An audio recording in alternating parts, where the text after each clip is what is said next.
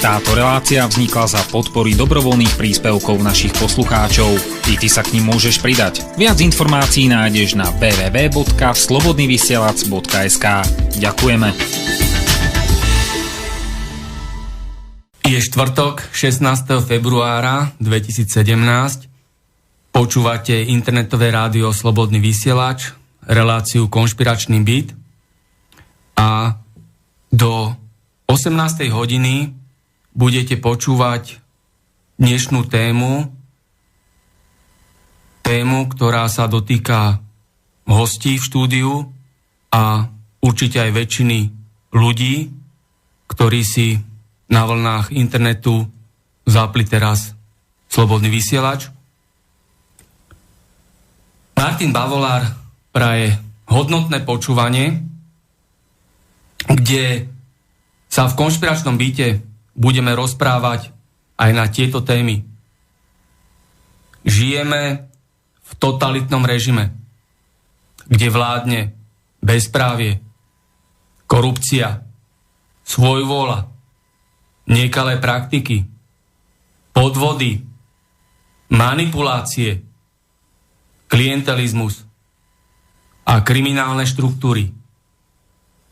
Táto dnešná otvorená diskusia o zakázaných a zamlčovaných témach bude s hostiami, ktorí sú poškodení a prenasledovaní občania, ktorí tu a teraz v konšpiračnom byte nahlas povedia dôkazy a rozhodujúce skutočnosti. Uvediem dnešných 6 hostí, ktorí sme spolu v bratislavskom štúdiu. Michála Ouska, hudobníčka, aktivistka s menom Miki Ozuka.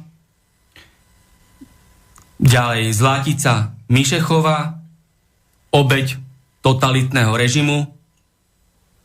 Jozef Palacka, poškodený občan. Andrej Palacko, občanológ, slobodný umelec. Peter Čajka, vizionár. A Jozef Lech, prenasledovaný policajt. Teraz 2-3 vetami niečo poviete sami o sebe, aby ste sa priblížili poslucháčom. Nech sa páči, začneme. Dobrý deň, ja som Michála. Miki Ozuka je moje umelecké meno a v podstate som veľmi vďačná, že môžem mať priestor v takomto nezávislom rádiu, lebo tie ostatné sú také, dá sa povedať, sú to masové médiá, ktoré sú zmanipulované a ani nechcú pustiť naozaj kvalitnú, peknú hudbu do éteru a tak preto vlastne som veľmi vďačná a ďakujem pekne. Posielam slovo ďalej. Dobrý deň, ja som Zlatica Mišechová, som poškodená. Ako bych to povedala, Trenčianska prokuratúra to nechce vyšetriť, zastavuje nám to. V podstate bol tam trestný čin, policajt nám povedal do očí, trestný čin sa stal, ale nesmieme to vyšetriť, pokračovať ďalej, musíme to zamiesť.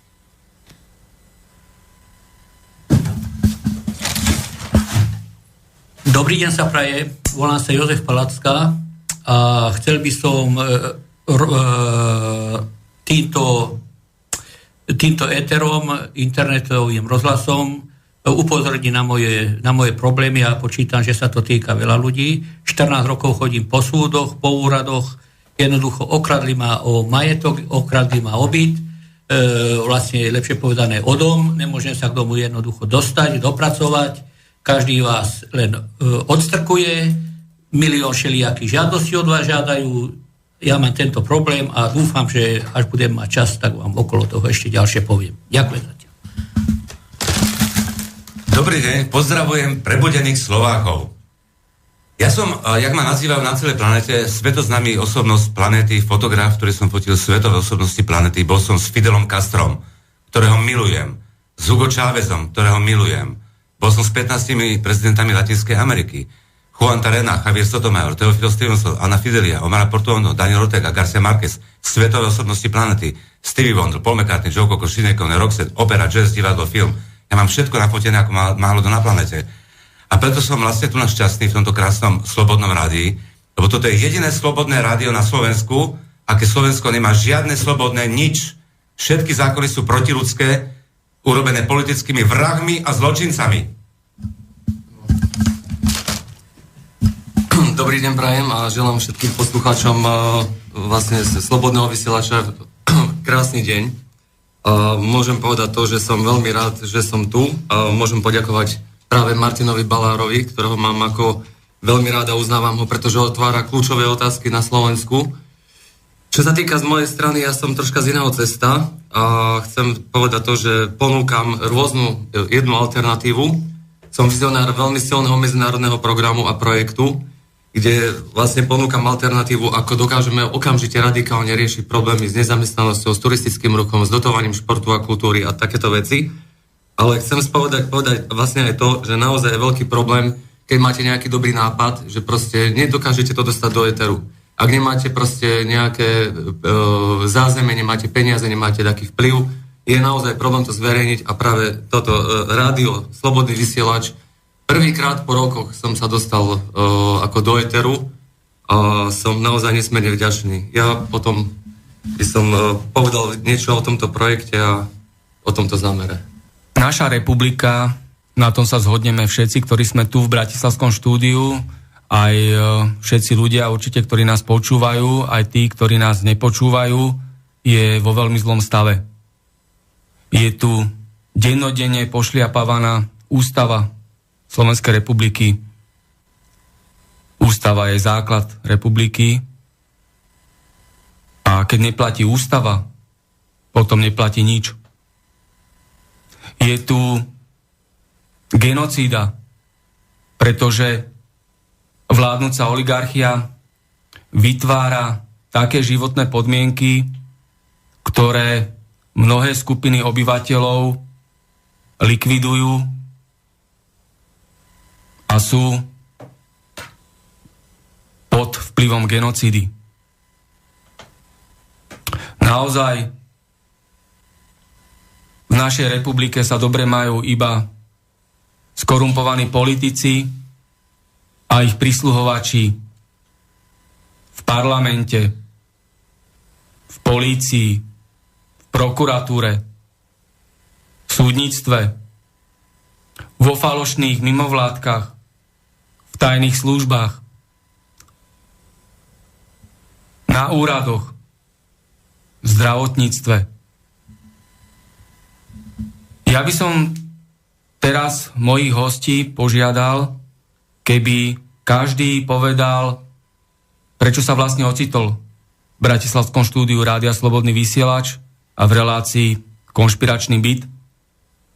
A spolu skúsme odhaliť a pomenovať dôvody a príčiny týchto konkrétnych prípadov a situácií. Nech sa páči poškodený policajt Jozef, nech sa páči. Ďakujem pekne za slovo. S týmato slovami, Martin, jednoznačne musíme všetci súhlasiť. Ja sa ešte chcel by som sa vážený predstaviť. Ja som Jozef Lej, pochádzam z Bánoviec a týmto chcem v podstate naznačiť, že vlastne aj potvrdiť predošlé relácie, ktoré boli odvysielané v tomto rádiu, že skutočne na Slovensku sú niektoré rodiny, ľudia prenasledovaní SIS-kou, policiou. Bolo to niekoľkokrát povedané v tomto štúdiu. Ľudia o takýchto veciach ani nevedia. Môžem toto potvrdiť, lebo v skutočnosti moji svedkovia, ktorí v niektorých prípadoch boli prenasledovaní, všetko vám potom budem postupne vysvetľovať, ale teraz by som touto formou chcel vlastne všetkých pozdraviť, prajem všetkým dobrý deň a v podstate takto by som chcel poukázať na tento môj daný príbeh. Tento príbeh začal asi nejakých 15 rokov dozadu.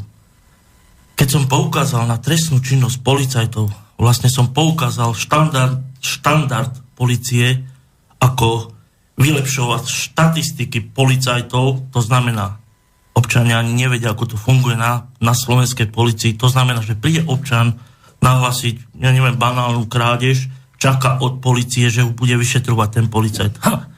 To je smiešná lož proti občanovi, keď policajt miesto toho, aby niečo vyšetroval, toto napíše na zdrab papiera a nič nezaviduje. Štandardne sa v našom slovenskom štáte pán teraz Kaliňák niekoľkokrát chváli, ako oni objasňujú, ako oni vyšetrujú. To je všetko lož proti ľuďom. Ja sa vrátim k tomu, ako vlastne ten môj príbeh začal. 15 rokov dozadu vtedy bol generálny prokurátor tiež niekoľkokrát v našich slávnych médiách, televízie Joj, televízia Markiza, televízia STVčka, Slovenský rozhlas. Bol generálny prokurátor Dobroslav Trnka niekoľkokrát oslavovaný týmito oligarchami, že aký je on spravodlivý, ako rieši veci.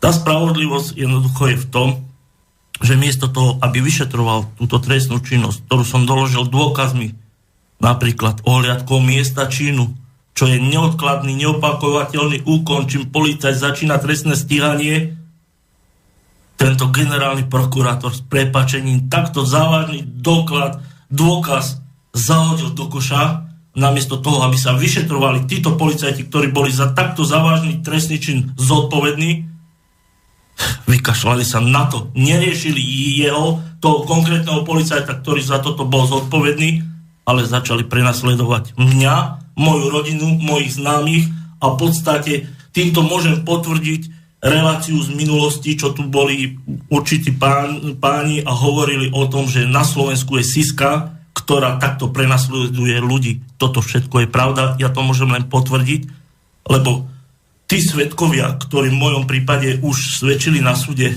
o tom vedia svoje. Niekoľko svedkov mám takých, čo boli zastrašovaní policiou. Niekoľko svedkov mám takých, čo boli prenasledovaní policiou. Niekoľko svedkov mám takých, že jednoducho chcel svedčiť môj prospech. Policajti prišli za ním, začali sa mu vyhražať. Pokiaľ budete svedčiť prospech Joža Lecha, našijeme na vaše deti, že berú drogy, zničíme vás, jednoducho vás zničíme chalupu, podpalíme vám chalupu, zlikvidujeme vás. Vy ste neverili týmto slovám, ale to je fakt, skutočne pravda. Mám niekoľko zvukových záznamov o týchto svedectvách. Samozrejme, Slovenská polícia, Slovenská prokuratúra, Slovenská generálna prokuratúra a slávny pán Kaliňák takto závažné vyjadrenia, takto závažné obvinenia, ktoré som im predložil, všetkých hodili do koša. Takže u nás sa to začalo v roku 2007, keď rodičia vlastne kvôli mamininej chorobe potrebovali úver. Chceli si ho narýchlo zobrať z nebankovky, nakoľko robil len tatino, mamina už bola na smrteľnej posteli. Pani, ktorá prišla z Finance Partners, volá sa Viera Reháková Ambrozajová, prišla s tým, že teda akože dohodneme sa na úvere, medziúverové zmluvy s tým, že tatino chodil až večer, nakoľko robil na týždňovkách, dobehol, mu dala podpísať kúpno-predajnú, v živote mu nevyplatila peniaze, nič. Toto všetko sa učutlalo, nikto o tom nevedel až do roku 2011, keď u nás zazvonil jeden, teda toho policajta výnimočne môžem pochváliť, bol to pán Bajza, ktorý to vyšetril, menovanú obvinil, ale tu nastal problém.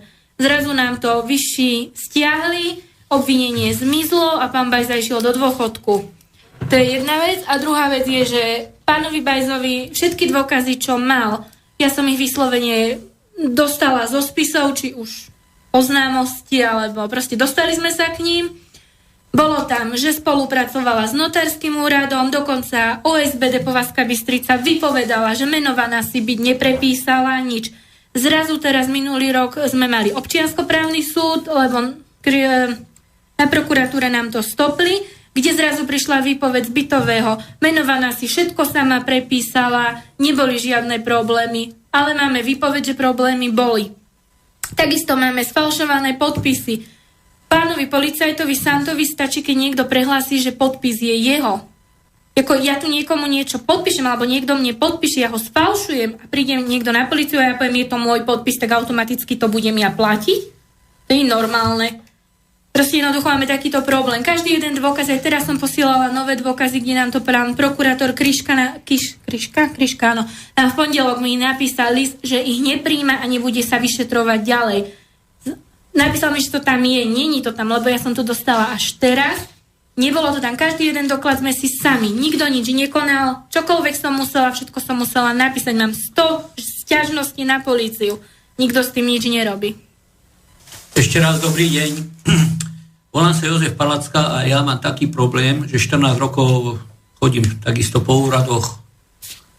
Títo úradníci mi spôsobili taký problém, že ma pripravili o nehnuteľnosť, o dom a záhradu v Šuranoch. Ale to je na tom najhoršie, že ja si myslím, každý jeden bežný občan, keď ide na úrady, sa na tieto úrady aj spolieha. Nejete tam s tým, že vás volá do podvedie, oklame, naschvál vám zle napíše napríklad zmluvu, alebo do tej zmluvy jednoducho nezaviduje, alebo nedá tam také veci, čo tam potrebujete. No a po nejakých rokoch zistíte, že nakoniec vás pripravia o dom, o záhradu. Mňa konkrétne pripravili o dom, o záhradu, ma natoľko nepripravili, ak ma pripravili o vchod. No ale to, keď ma pripravili aj o dom, aj o záhradu, lebo však keď nemám vchod, tak nemôžem chodiť do domu, aj do záhrady. Tak prakticky ma pripravili o všetko. No a teraz po týchto 14 rokoch som sa dopracoval k notárskému poriadku, lebo som sa sťažoval konkrétne, otvorene poviem, na notárku Bodkovú z Nových Zámkov, ktorá toto všetko spôsobila. A teraz po 14 rokoch som sa dopracoval k notárskému poriadku, až teraz som zistil, že čo všetko mala urobiť, aj predstavte si to, tá notárka neurobila prakticky nič. Ja nechcem uraziť pastiera dobytka, ale ja keby som došiel za pastierom dobytka, ne za notárkou. Toto nezažil, neuverí. Tak teraz som podal na ňu trestné oznámenie za podvod, že jednoducho zneužila svoje právomoci a zneužila to takým spôsobom, že si nás podľa môjho názoru vytipovala, že my sa v jej robote nevyznáme, tak nám písala také doklady, jednoducho, ktoré nemali žiadnu výpovednú hodnotu, nemalo to žiadne právne opodstatnenie, jednoducho, a teraz ja som sa na ňu začal sťažovať, podával som aj na notárskú komoru na ňu sťažnosť, notárska komora automaticky sa zastala notárky, ďalej som bol potom na polícii kriminálke ako v Nitre, úrad proti korupcii, tam mi povedali, pán Palacka, tá notárka vás podviedla.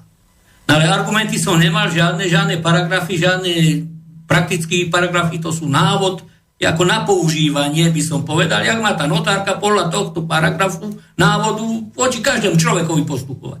Jak máte návod na obsluhu vysavača, alebo čo ja viem, automobilu, alebo hoci čoho, tak tieto paragrafy to sú prakticky návody, jak majú títo právnici voči ľuďom postupovať a čo vám majú vlastne urobiť. Aby ste boli spokojní a spokojne z toho úradu odišli. No ale jednoducho ja som tento návod nemal, musím poďakovať sa pánovi Minarovskému, to je vyšetrovateľ z Trnavy, ktorý ma presvedčil, že pán Palacka, vidíte, že vás tá notárka podviedla.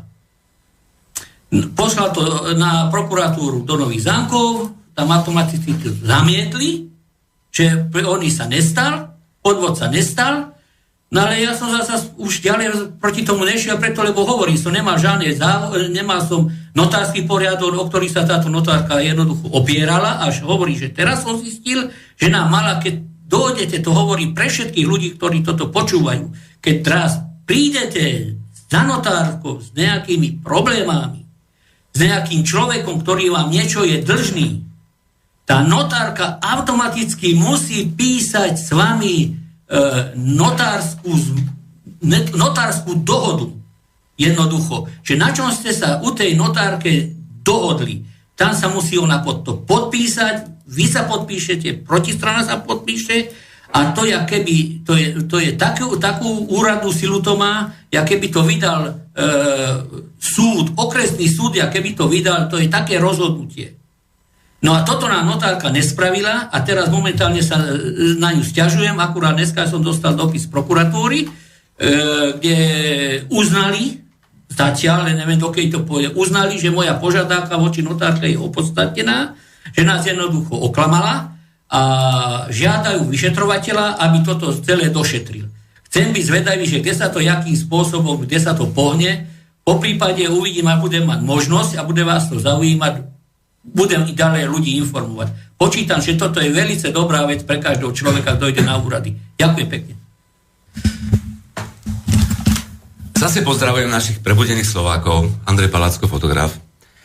A ja skutočne, Slovensko je nádherná svatová krajina, bohatá krajina, ktorá je bohužiaľ rozkranutá zločincami a varhami, politikmi, privatizačnými zločincami a podnikateľmi, ktorí rozkajú našu krajinu. Ja som napríklad jediný občan planety, ktorý má som autorom, aký ešte nikto za 2000 rokov nevymyslel. A hovorím, politolog. Za 2000 rokov zločinec a podvodník neurobil pre občanov nikdy v živote nič, politolog. Ale Andrej Palacko vymyslel nový názov občanológ. V angličtine citizentologist. A preto som to vymyslel, aby som mohol pomáhať celej planete a všetkým občanom planety, lebo občanológ bude pracovať pre občanov planety. Politológ, jak som v televízii hovoril, pán politik? Nie, pán odborník. Ministri nebudú mať napísané SDK, KDH, Smer a všetky tie zločinci a podvodníci, budú napísané pracujem pre občanov Slovenska a meno. Žiadne politické strany, lebo majú byť pán politik odborník. A to sú teda jedna skutočne veľmi vážne veci. A bohužiaľ, ja teraz skutočne chcem povedať veľmi vážne veci, že Slovensko je rozkladnuté zločincami a varahami a keď zoberieme si nerastné bohatstva planety, energiu, vodu, plyn, automobilové priemysly, fabriky, všetko sú zločinci, ktorí jednoducho nás okladajú o miliardy a bilióny a tí podnikatelia a tí politici, ktorí zarábajú za to miliardy, oni sú v podstate psychicky chorí. Všetci to podnikatelia sú psychicky chorí, degenerovaní a oni z tých miliard, čo majú? Na čo sú im tie miliardy? Oni keby boli normálni a ľudskí, oni sú zločinci a vrahovia, ale keď boli ľudskí, tak všetci občania za všetko, napríklad za auto, nebudeme platiť 20, 40, 50, 200 tisíc eur, ale zaplatíme za auto len 4 tisíc. My zaplatíme za auto len za prácu, lebo auto je naše nerastné bohatstvo. Zlato majú vrahovia a zločinci. Zlato je národný majetok. To má byť v elektronických fabrikách, národný majetok, banky sú vrahovia a zločinci. Ako americkí Židia vraždia celú planetu, aj americká politika vraždí celú planetu a skutočne národné banky majú byť. Národné banky. Za posledných 100 rokov bolo zavraždených milióny ľudí. Milióny ľudí bolo zavraždených, aj milióny Židov. A v bankách mali súkromných miliardy a bilióny a tým ľuďom, chudákom, ktorí boli zavraždení, tie bilióny a biliardy ostali súkromným vrahom? Nie. Národná banka má byť. Lebo Slovákom už nepatrí ani jedna banka. A keď sa stali tieto tragédie, tak tie peniaze dajú deťom, poľnohospodárstvu, potravinárskému priemyslu, zdravotníctvu a dajú to potom jednoducho, lebo všetky naše majetky a naše nerastné bohatstva sú naše, nie vrahom a zločincom. Slováci, bohužiaľ, 98% vás všetky zdegenerovali. Politici vás totálne zničili. A preto vás prosím, aby ste sa prebudili a ja milujem prebudených Slovákov. Nech sa páči. To je pravda. No, takže Peter Čajka znova. Tak ľudia, čo ma poznajú ma z rôznych firiem a spoločností. Som človek, ktorý aj cestoval troška po svete a menil som rôzne druhy profesí. Touto cestou by som chcel pozdraviť aj svojich kolegov zo Slovtanu. Proste sú to ľudia, ktorí ťažko pracujú a tak ďalej. A takisto aj z iných firiem, kde som robil. Tu sa jedná o to, že je nám všetkým úplne jasné, že ľudia sú úplne vyčerpaní, unavení a mnohí proste majú čo robiť, aby proste dokázali nejakým spôsobom prežiť do konca mesiaca a tak ďalej. Mnohí chodia do 3-4 zamestnaní a proste jednoducho sa tu absolútne neobjavuje žiadna inšpirácia vlastne prečo robiť už ďalej takéto veci. Hej. Jednoducho ľudia nevládzu. Pas. Ale tu hneď aj vyťahnem niečo a poviem vlastne to, že ak si dobre všimneme, tak aj Češi, aj Slováci sú vynikajúci špecialisti, široko ďaleko uznávaní vo svete, dostali sa do veľmi špičkových spoločností, hej, a to každý z nás veľmi dobre vie. Máme vynikajúcich vývojárov, máme proste vynikajúcich športovcov, jeden majster sveta a tak ďalej za druhým, olympionici, že na taký priestor obyvateľstva, na počet obyvateľov sú to neskutočné proste úspechy. To znamená, že máme v krvi niečo, čo sa len tak nevidí a preto tu nám neprichádza vôbec do úvahy, aby sme si nevedeli poradiť s tými problémami, ktoré máme. A tu sa jedná vlastne o to, že ja chcem prebudiť vysokoškolákov aj mladých ľudí, a to z toho titulu, lebo mnohí mladí ľudia hľadajú spôsob, ako odtiaľto doslova do písmena utiecť. Mnohí ľudia by tu prípadne aj mali zamestnanie, dokonca sú tu také prípady, že majú napríklad aj majú dobrú prácu, majú dobrý plat, ale jednoducho ako môžu byť šťastní, keď ľudia okolo nich sú proste hotoví.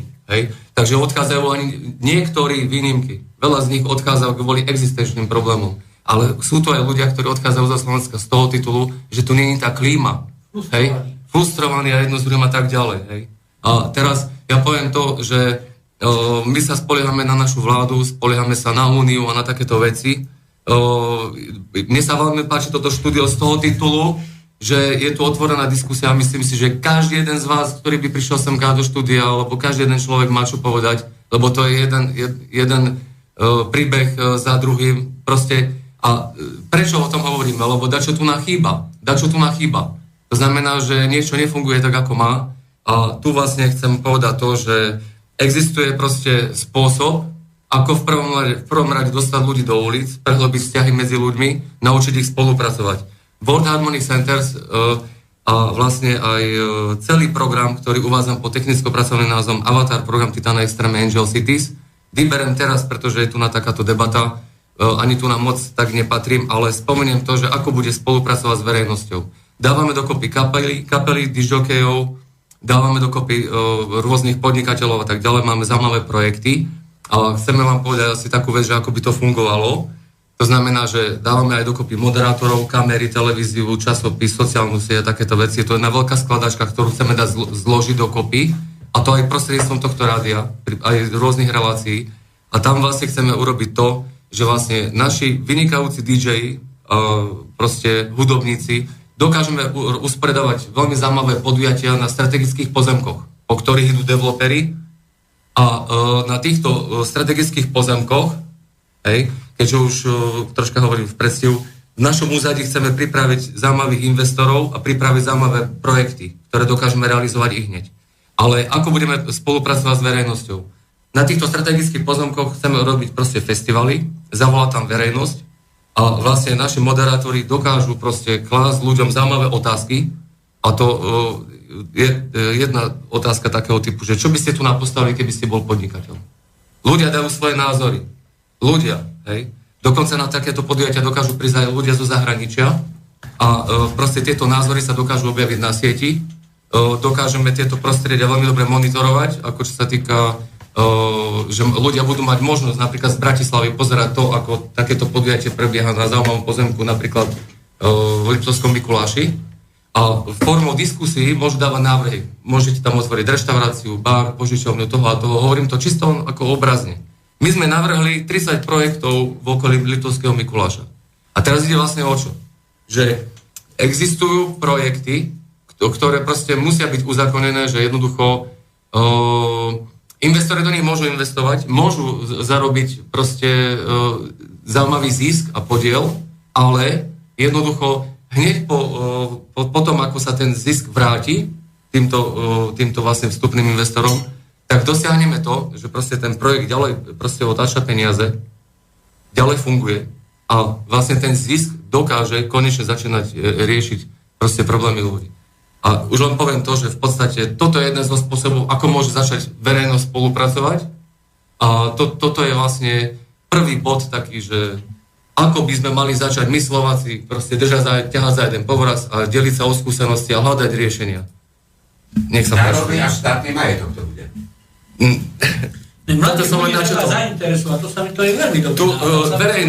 Verejnosť. Ale toto je len začiatok. To znamená, že tá verejnosť, ona potrebuje. A teraz ešte poviem takto. Ľudia z Liptovského Mikuláša, pozrite sa, čo si budeme nahovárať, hej? Proste jednoducho máme tam GMTčko, hej? Máme tam Tatralandiu, proste je tam developer jak hovado, hej? A keď sa stávala Tatralandia, tak v podstate to bolo proste posúvané takým štýlom, že ideme rozbehnúť turistický ruch a takéto veci. Turistický ruch v Liptovskom Mikuláši funguje takým štýlom, že prídu turisti, nakúpia si potraviny v Tesku, idú na hotel a pendlujú medzi Tatralandiou, Bešeňovou a Jasnou. Do mesta chodia o mrvinky. Áno, takto funguje turistický ruch. Hej. Proste z relaxačnou oddychovej aktivity sa stal nekompromisný biznis, ľudia na to nemajú. Hej. A teraz ide o čo, hej? GMT skúpilo celé Tatry. O tom, že už tam medvede sa nemajú kde schovať, lebo všetko vyrúbali a takéto veci. Teraz ide o čo? My potrebujeme proste prepojiť verejnosť, potrebujeme solidných investorov, solidné firmy a máme kvantum projektov. Ale jedna podmienka, hej? Môžete investovať, my vám dáme to, čo vám patrí. Ale keď sa rozbehnú tie projekty, stanú sa generátory a tieto generátory dokážu proste riešiť ekonomiku v regiónoch, ekonomiku v našom štáte. A treba to robiť okamžite. Prakticky oni budú s tým pádom, títo tam budú chcieť ako stavať zároveň pod kontrolou. Áno. A ja toto stále hovorím, že tu musia existovať kontrolné mechanizmy. A toto je veľmi múdra. Tu sa jedná o to, že konečne hovoríme o tom, že verejnosť začne sa zapájať do takýchto vecí. A formou hry a zábavy. Ja by som sa tiež zapojila priamo do tejto diskusie, lebo v podstate myslím si, že som tuto teraz najmladší člen a stále počúvam, že všetci mladí chcú odísť zo Slovenska a že tu není perspektíva, ako sa tu máme hrozne zle a neviem čo. Ja mám na to trošku iný pohľad.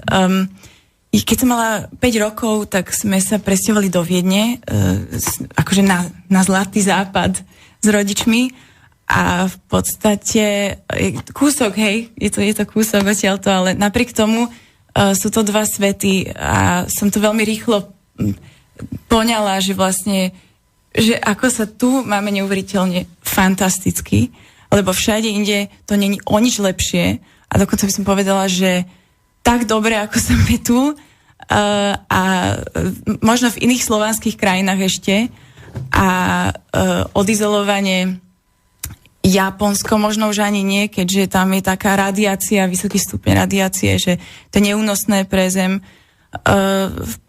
Naozaj ja som vždy chcela odísť preč a aj som pocestovala, čo mi bolo umožnené, ale vždy som si uvedomovala, že tu sa máme asi pravdepodobne najlepšie. Čo sa týka pitnej vody, čo sa týka ovzdušia, čo sa týka pôdy. Myslíme si, že inde je to naozaj lepšie. Mladí ľudia odchádzajú za prácou. Dobre majú vyššie platy, ale niekoľkonásobne vyššie náklady, vyššie dane, oveľa vyššie sadzú byť dane. Takže ja neviem, za čím tí ľudia reálne utekajú, ale samozrejme treba najprv výjsť z tej bubliny, aby človek pochopil, čo tu máme.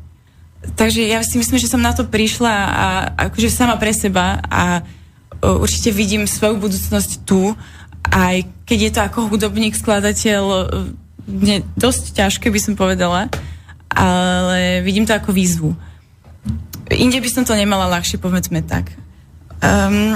Ďalšia otázka, že prečo som sa ocitla tu, keď som akože už za veľmi útleho veku by som povedala, že som si uvedomovala, že som si kladla také otázky, že prečo máme chlorovú vodu, prečo tam je fluor, prečo tam sú ťažké kovy, prečo všade je plast a plast sa nevyskytuje v prírode, prečo si to tu tak ničíme, kazíme, ľudia nemajú problém liať chemikálie do spodnej vody a proste rôzne takéto veci environmentálne ma viedli k tomu sa pýtať, že kde je ten problém, že ako je možné, že tisíce, milióny rokov sme tu žili úplne čisto, akože s čistým podnebím a tak ďalej, v harmonii s planetou Zem, s matkou Zem. A ako je možné, že behom 2-3 generácií sa to všetko zlikvidovalo a že sme sa tak odstrihli. som hľadala svoju cestu, že vlastne kde je tá pravda, kde je tá absolútna pravda. A študovala som v podstate ekonómiu a potom ma zaujímalo aj farma, priemysel, teda aj zdravotníctvo. Zaujímalo ma história, archeológia, všetko v podstate. A všade som narazila na takú stenu, ktorá bola jednotná, dokonca aj v tej hudbe som na túto stenu narazila. A to bolo, že niekto si tu tvorí určité pravidlá v každom jednom obore, či je to právo, či je to naozaj umenie, či je to školstvo, či je to politika, či je to čokoľvek. Sú tu dané určité mantinely a moja otázka bola, prečo sú tu, za akým účelom, kto ich tam vôbec dal a kam to má smerovať, čo je cieľom tohoto. A veľmi ma to znepokojovalo, že teda sme tu ako v takej klietke, králiky a že niekto si tu robí pokusy na nás a vyslovene na nás testuje rôzne, by som povedala, experimenty genetické alebo proste naozaj je to hrozné. Môžem sa vás Áno, samozrejme. No vy ste hovoríte, že vy ste boli určitý dobu, neviem koľko rokov, v Rakúsku ste žili? Áno, 9 rokov. A keď porovnáte život bežného človeka v Rakúsku a bežného človeka tu ja neviem, či aj v Rakúsku je taký marazmus, neprávo, samozrejme, problémy rôzne, jak sú tu horšie. Ale potom prečo tí ľudia sa každý sťahuje do toho? Lebo nevedia, najprv musíte ísť von, aby ste pochopili, ako to tu dobre. S týmto ja nebudem. Ale veľa ľudí ide naspäť. S týmto ja nebudem súhlasiť. Ja som kamionista, čiže som v styku s cudzincami, to znamená nemčina, rakúština, chodím medzi tých policajtov. Niekoľkokrát som bol zastavený. Porovnám slovenského policajta, porovnám rakúskeho policajta, porovnám toho nemeckého policajta. Každý by čakal od neho, že bude jednať podľa zákona. Na Slovensku nie. Na Slovensku zastaví toho obyčajného, ktorý má tam trabanta, toho bude riešiť. V Nemecku, v Rakúsku, tam bude riešiť všetkých radom. Ja poviem len takú pikošku poviem. Na Slovensku ja chodím 1 000 000 kilometrov. Ako kamionista nabehám veľa. Za mesiac ma v zahraničí nezastaví ani jeden policajt. Prídem na Slovensko, prekročím slovenské naše slávne hranice a zastaví ma cestou 150 kilometrov, ma zastaví 5 hliadok a každá chce odo mňa niečo do vrecka. Toto je realita. Môžem vám na to odpovedať. My si tvoríme sami realitu do značnej miery. A keď máme určité očakávania, určité vzorce, tak si to priťahujeme. Keď už máme nastavenie, že vonku je úžasne a u nás je hrozne, tak samozrejme... Nebudem súhlasiť. Ja sa vás opýtam. Kedy vás zastavil rakúsky policajt? Mňa nikto nikdy nezastavil, lebo ja som nastavená. Pretože ste nedopustili sa priestupku. Na Slovensku sa nedopustíte priestupku a ten slovenský policajt vás ide šikanózne riešiť len za to, že pán minister, niekto voľaký riadiaci funkcionár mu prikáže, musíš naplniť našu štátnu kasu, aby sme mali z čoho žiť. Na Slovensku to tak funguje. Dajme si príklad. Zastaví vás policajt, vypýta od vás, alebo poviem vám, viete čo, zastavil som, dajte sem lekárničku, dajte sem toto. Vy mu to všetko predložíte, zbadá ten policajt, že všetko máte v poriadku. A ten policajt povie, ešte toto mi dajte len, aby tú pokutu od vás vymávil. Ale prečo? Čak to je šikanózne. Veď ten policajt najskôr chcel tú lekárničku toto a zrazu vymýšľa niečo iné, čo jednoducho predtým nežiadal. No v Rakúsku toto ten policajt neurobí. On mi povie, zastavil som vás pre toto a za to ma rieši. Nebude vymýšľať príklad, že ja som išiel 50 a bude vymýšľať ešte toto. A poviem, ako vodič, každý sa dopustí nejakého toho priestupku. Poviem takú pikošku. Na Slovensku normálny bežný občan zarobí v priemere, nech poviem 600-700 eur, to som možno aj prestrelil, to som riadne, lebo ja ako šofér, kamionista zarobím 400 eur v hrubom. Teraz nám to zákon hovorí, teraz zrazu Európska únia vyťahuje, aby sme zarábali tak ako v zahraničí, zrazu to vyťahuje, ale tu chcem povedať tú pikošku, Pre ľudí to je normálne bežná prax.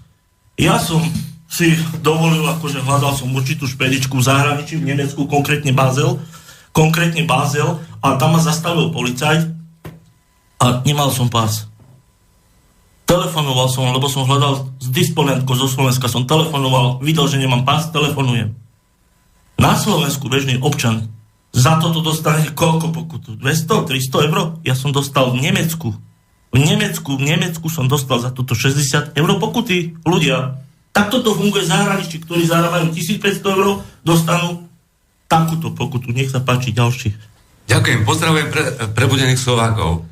Ja skutočne teraz posielam do celej planety v angličtine veci o našich slovenských politických vrahov a zločincov, podnikateľov a moje citáty sú, ja mám billboard Fidela Castra na nábreží Ľudvíka Slobodu.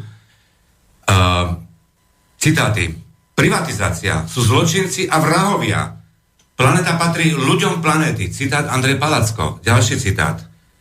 Politici a podnikatelia sú zločinci a vrahovia, ktorí rozkradli naše celé Slovensko. Citát Andrej Palacko.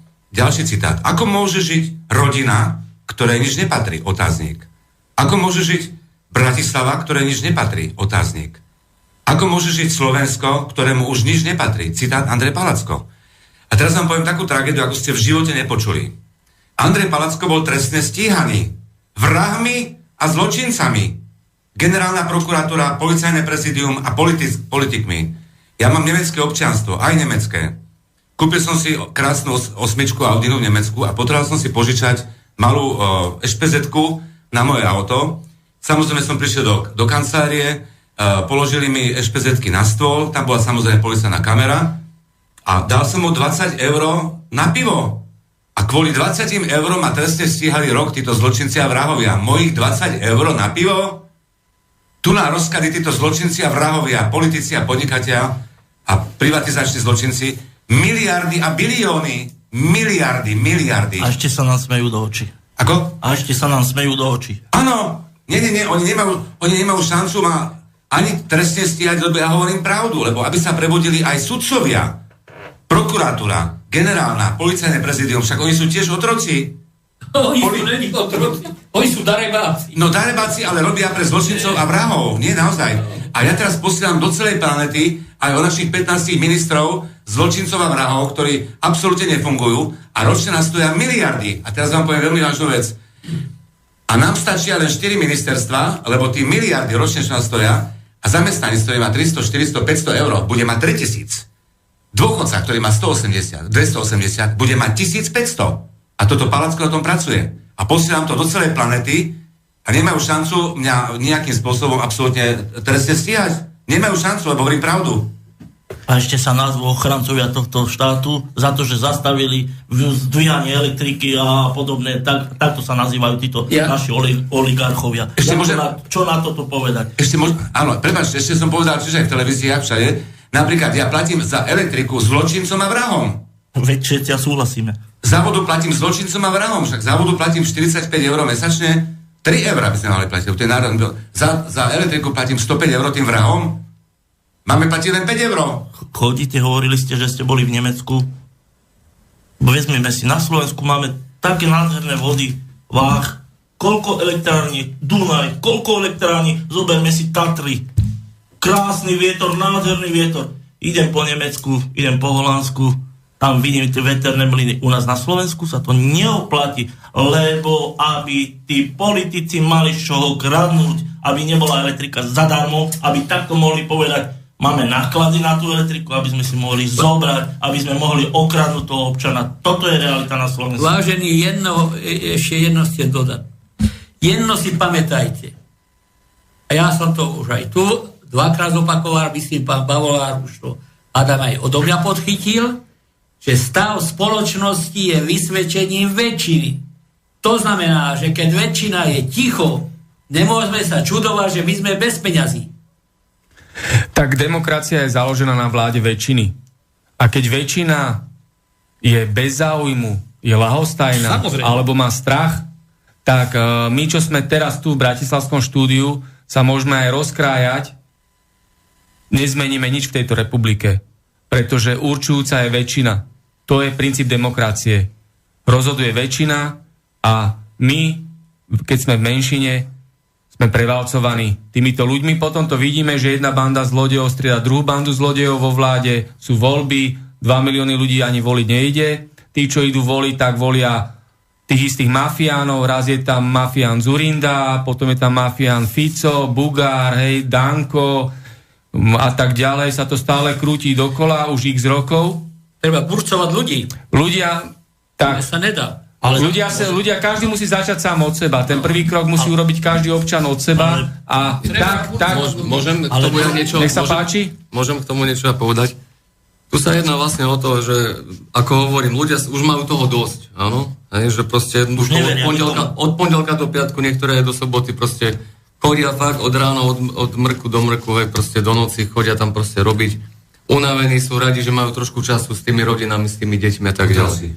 A teraz ja poviem jedno, komu to vyhovuje, hej? Tam hore si mydlia ruky a proste jednoducho, teraz si môžeme robiť, čo chceme, lebo títo ľudia sú natoľko unavení, že sú radi, že si môžu dať, poviem príklad, tie papuče na stôl, otvoriť si jedno pivo a proste len skonštatovať, že proste ďalej sa už nedá, hej, nevládzu, hej. To znamená, že my vieme o tom, hej, že proste, že to takto ďalej nejde a že keď to ďalej takto bude pokračovať, že proste to veľmi zle môže skončiť.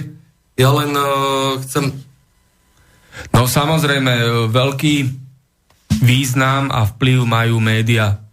Že médiá manipulujú s tou väčšinou národa, lebo, ako som hovoril, demokracia je založená na väčšine a tá vládnúca oligarchia a ten mafiánsky systém potrebuje, aby tá väčšina ľudí bola v ich područí. To znamená cez tie falošné mimovládky, cez mainstreamové médiá, cez verejnoprávne médiá, ktoré sú súčasťou totalitného korupčného systému a organizovaného zločinu vo vláde, v prokuratúre, súdnictve, parlamente a tak ďalej a tak ďalej. A ja sa spýtam aj dnešnej hostky Michaely Ouskej, teda Miki Ozuka, že aké máš skúsenosti s hudobným priemyslom, aké tam sú praktiky, je to tam korektné alebo totalitné? V hudbe a kultúre, v zábavnom priemysle je to takisto prehnité ako v celej politike a všade inde. Naozaj som sa len stretla s tým, že úzka skupinka ľudí si drží všetko pri sebe a nepustia tam nikoho, držia sa tam zubami, nechtami, pustia len takých, ktorí aj ideologicky v podstate sú v súlade s tými danými médiami masovými, takže mám takú ťažkú cestu, ako je to... A kto tam ťahá tými hlavnými motuzíkmi v hudobnom a umeleckom priemysle? Keď ideme naozaj ešte trošku hlbšie... Áno, ale... No ale kto riadi to ministerstvo kultúry, hej? Áno, chcela som ísť ešte trošku hlbšie, kde som sa vlastne dozvedela, že v roku 1955 Rockefeller Foundation uzákonila štandard 440 hercov, akože herc ako jednotka frekvencie hudobnej, namiesto 432. 432 hercov zodpovedá ultimatívnej harmonii a pozitivity lásky, tej rezonancie lásky. A vlastne Rockefellerovci mali záujem aj toto ovplyvniť. Už sa snažili aj predtým, dokonca v roku 1939 na medzinárodnej konferencii v Londýne, kde to chceli už štandardizovať, ale podarilo sa im to až neskôr cez BBC. Takže tá konšpirácia ide ešte pekne dozadu a začína to pri tejto frekvencii. Lebo my sme voda, podstata našeho tela, každá jedna bunka má vodu. A frekvencia, vibrácie ovplyvňujú a rozprúdia vodu. Takže hudba nás nesmierne ovplyvňuje. Každé hovorené slovo, každý tón, každá frekvencia má neuveriteľný vplyv, ktorý si vôbec neuvedomujeme. Takže nezačína to nezačína to v tej politike, ale ide to už vlastne odtiaľ, to je taký počiatok toho. Áno, krásne ste hovorili, slečná, o umení kultúry, bohužiaľ, ktoré na Slovensku absolútne nefunguje, sú to zločinci tiež. A ja napríklad mám tisíce takýchto projektov, ktoré pomôžem celej planete. Napríklad, výrobcovia filmov, ktorí robia aj v Hollywoode, sú to zločinci a vrahovia, ktorí robia filmy, kde sa vraždia, týrajú, znásilňujú, vojny. To sú tragické. To sú zločinci a vrahovia, lebo tieto filmy vlastne ničia a degenerujú ľudí celú planetu. Tieto tragické filmy. Filmy majú byť realizované. Láska, medziľudský vzťah, milovanie, mier, príroda a medziľudské vzťahy. Takéto majú byť filmy krásne. O tom má byť život, áno. Tak to je. Negativistické, to, čo vyrába ten Hollywood. Áno, to je tragédia. To je tragédia. Tak pomaly máme prvý polčas za sebou. Urobíme si hudobnú prestávku. Ja požiadam Michaelu Ousku, Miki Ozuka, ktorá dnešná hudobná réžia je v jej rukách, aby nám uviedla prvú pesničku a povedala nám niečo o nej bližšie a si ju pustíme. Nech sa páči. Táto pesnička sa volá Lost Eden, teda Strátený raj. Chcela som spievať v podstate, pre mňa hudba je jazykom a vždy som chcela zasiahnuť celú planetu, ako vy krásne hovoríte, že naozaj univerzálny jazyk hudba. Takže preto som sa rozhodla v angličtine skladať a písať a táto pesnička je v podstate o tom, že čo sa naozaj stalo s touto krásnou rajskou záhradou, ako je možné, že teraz je to v takomto stave a naozaj nie len na Slovensku, ale globálne, keď si pozrieme naozaj všetko, radiáciu a tak ďalej a tak ďalej. Takže inšpiruje ma to aj hudobne naozaj táto téma. Ďakujem. Počúvate Slobodný vysielač. Pekný deň z bratislavského štúdia vám praje Martin Bavolár. Počúvate reláciu Konšpiračný byt.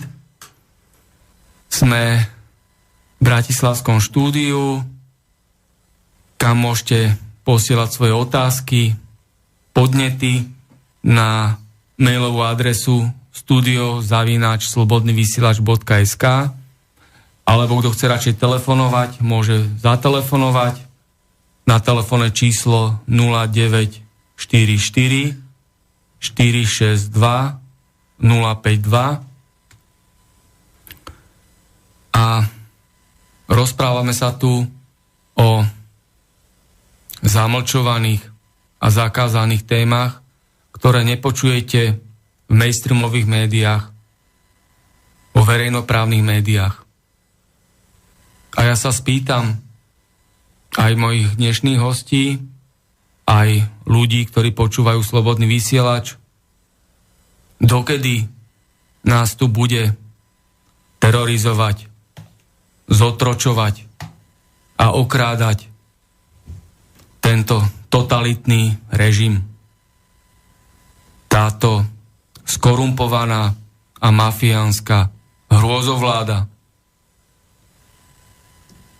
Trojnásobný predseda vlády, ktorý verejne vyhlásil, že Slovensko nie je právny štát, ktorý vo verejnosti v pospolitom ľude má prezývku Fico Gorila, nám kradne a kradne, sa nám vysmieva, okráda nás a pošliapava naše ľudské práva.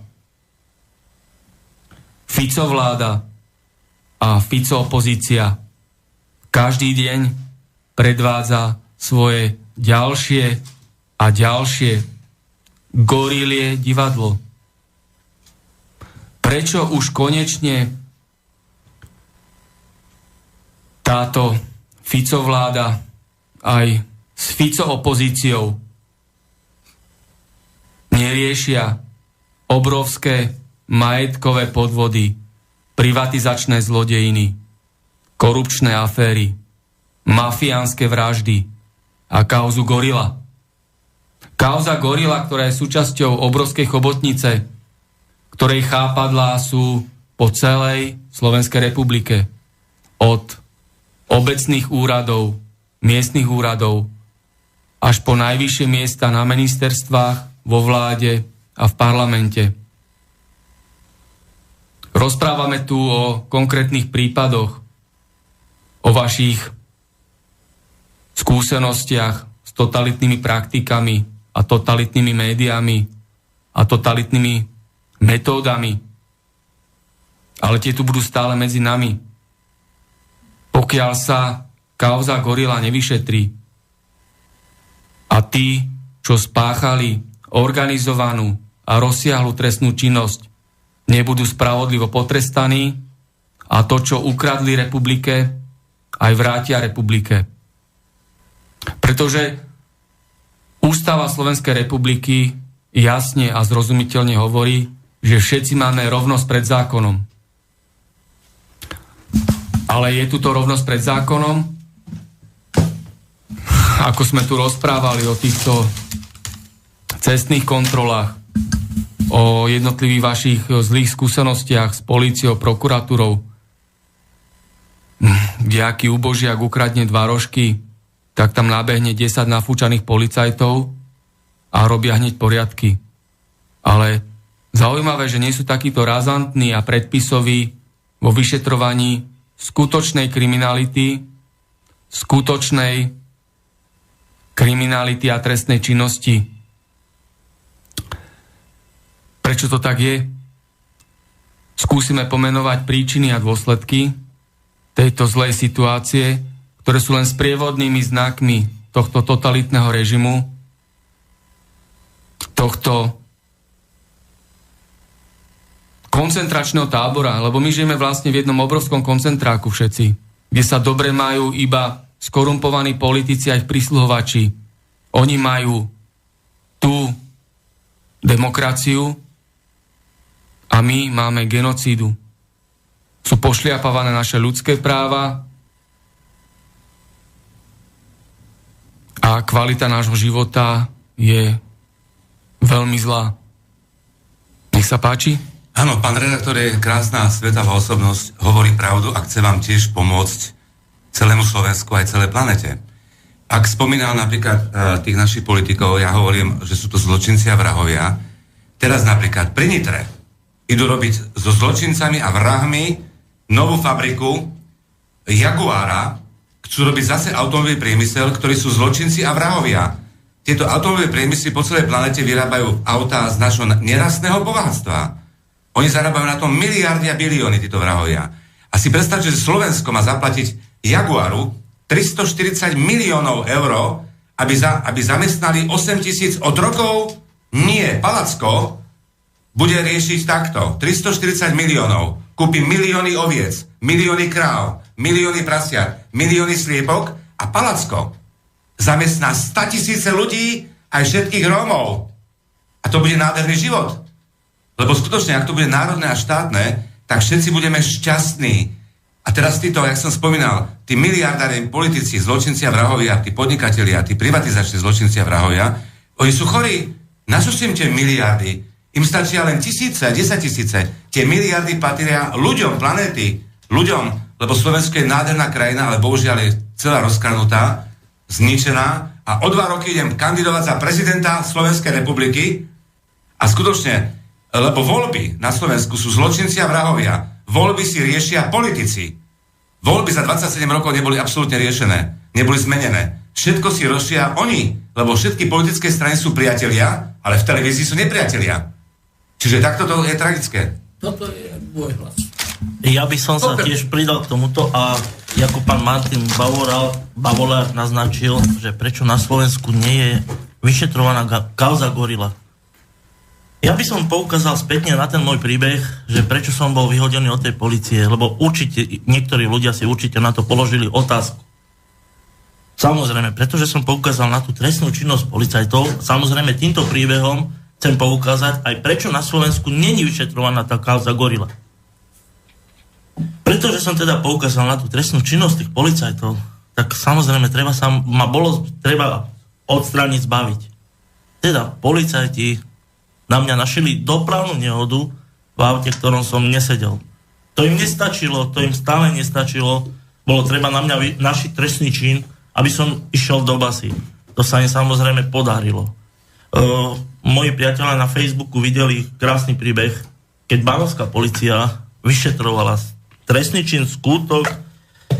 To, že ja som napadol z 5 policajtov 3, teda bolo ma treba odstrániť, dostať do basy. To stále nestačilo. Povedzme si príbeh, prečo není vyšetrovaná kauza Gorila. Bánovský vyšetrovateľ, kolega policajtov bánovských, ktorí na mňa našli vymyslený ich skutok, zlomili mi nos. Zrazili ma policajným autom. Okresný prokurátor na to, keď jasné závery kamery policajnej, podotýkam policajnej, jasne vidieť, ako do mňa vrazí policajné auto a tento bánovský prokurátor povie, nič sa nestalo, lebo policajt povedal, že sa nič nestalo, tak sa nič nestalo. Stále nestačilo. Bol som predvolaný na výsluh do Banoviec, zlomili mi ruku. Samozrejme, nič sa nestalo, spravil som si to sám, lebo to urobil policajt. Ľudia, prečo nie je vyšetrovaná kauza Gorila? Tu máte jasný názorný príklad. Treba ma odstrániť, lebo som sa postavil tomuto systému, poukázal som na to, že policajti páchajú trestnú činnosť a toto není všetko. Ja vám poviem ešte môj krásny príbeh, o ktorom som začal. Bánovskí policajti, čiže z 5 som napadol 3, zlomili mi nos. Teraz vyšetruje to bánovský vyšetrovateľ. Pokiaľ bolo treba vypočúvať bánovských policajtov, držali si spis tam, v Bánovciach. Oni neboli zaujatí. Zrazu keď majú všetko spísané, ovplyvňovali svedko, podložili svedkovi, dali mu hotovú zápisnicu, toto podpíš. A ten svedok na súde hovorí, preboha, veď ja som takéto niečo netvrdil, ja som to ani nevypovedal, to čo je, ako je to možné. Pred súdom sa svedok priznáva, že on to nevypovedal. Banovský súdca samozrejme, že to nevyhodnotí, lebo je to proti policii, proti tomuto štátu, proti tejto mafii gorilej. Jednoducho poukazuje na tie praktiky, jednoducho ďalší svedok, ktorý vo veci poukazuje na to, ako som bol napadnutý, aký som bol krvavý, aký som bol dobitý. Samozrejme, všetko bokom. Každý videl ten príbeh na Facebooku, je tam veľa vecí, na veľa vecí poukazujem. Jedna z pikošiek, ktorá v tomto prípade stojí za to, tu je kolegyňa od Nového Mesta a v podstate znova Trenčanská prokuratúra. Pomlčím, v našom štáte, ja poviem, tento príbeh odvysielala v tom čase Lampareň. Markizácky advokát hovorí, v tom jednom z tých záberov som bol na zemi, jak ma policajti ťahali dole tvárou po zemi, neľudské správanie, advokát, jednoznačne ponižovanie ľudskej dôstojnosti.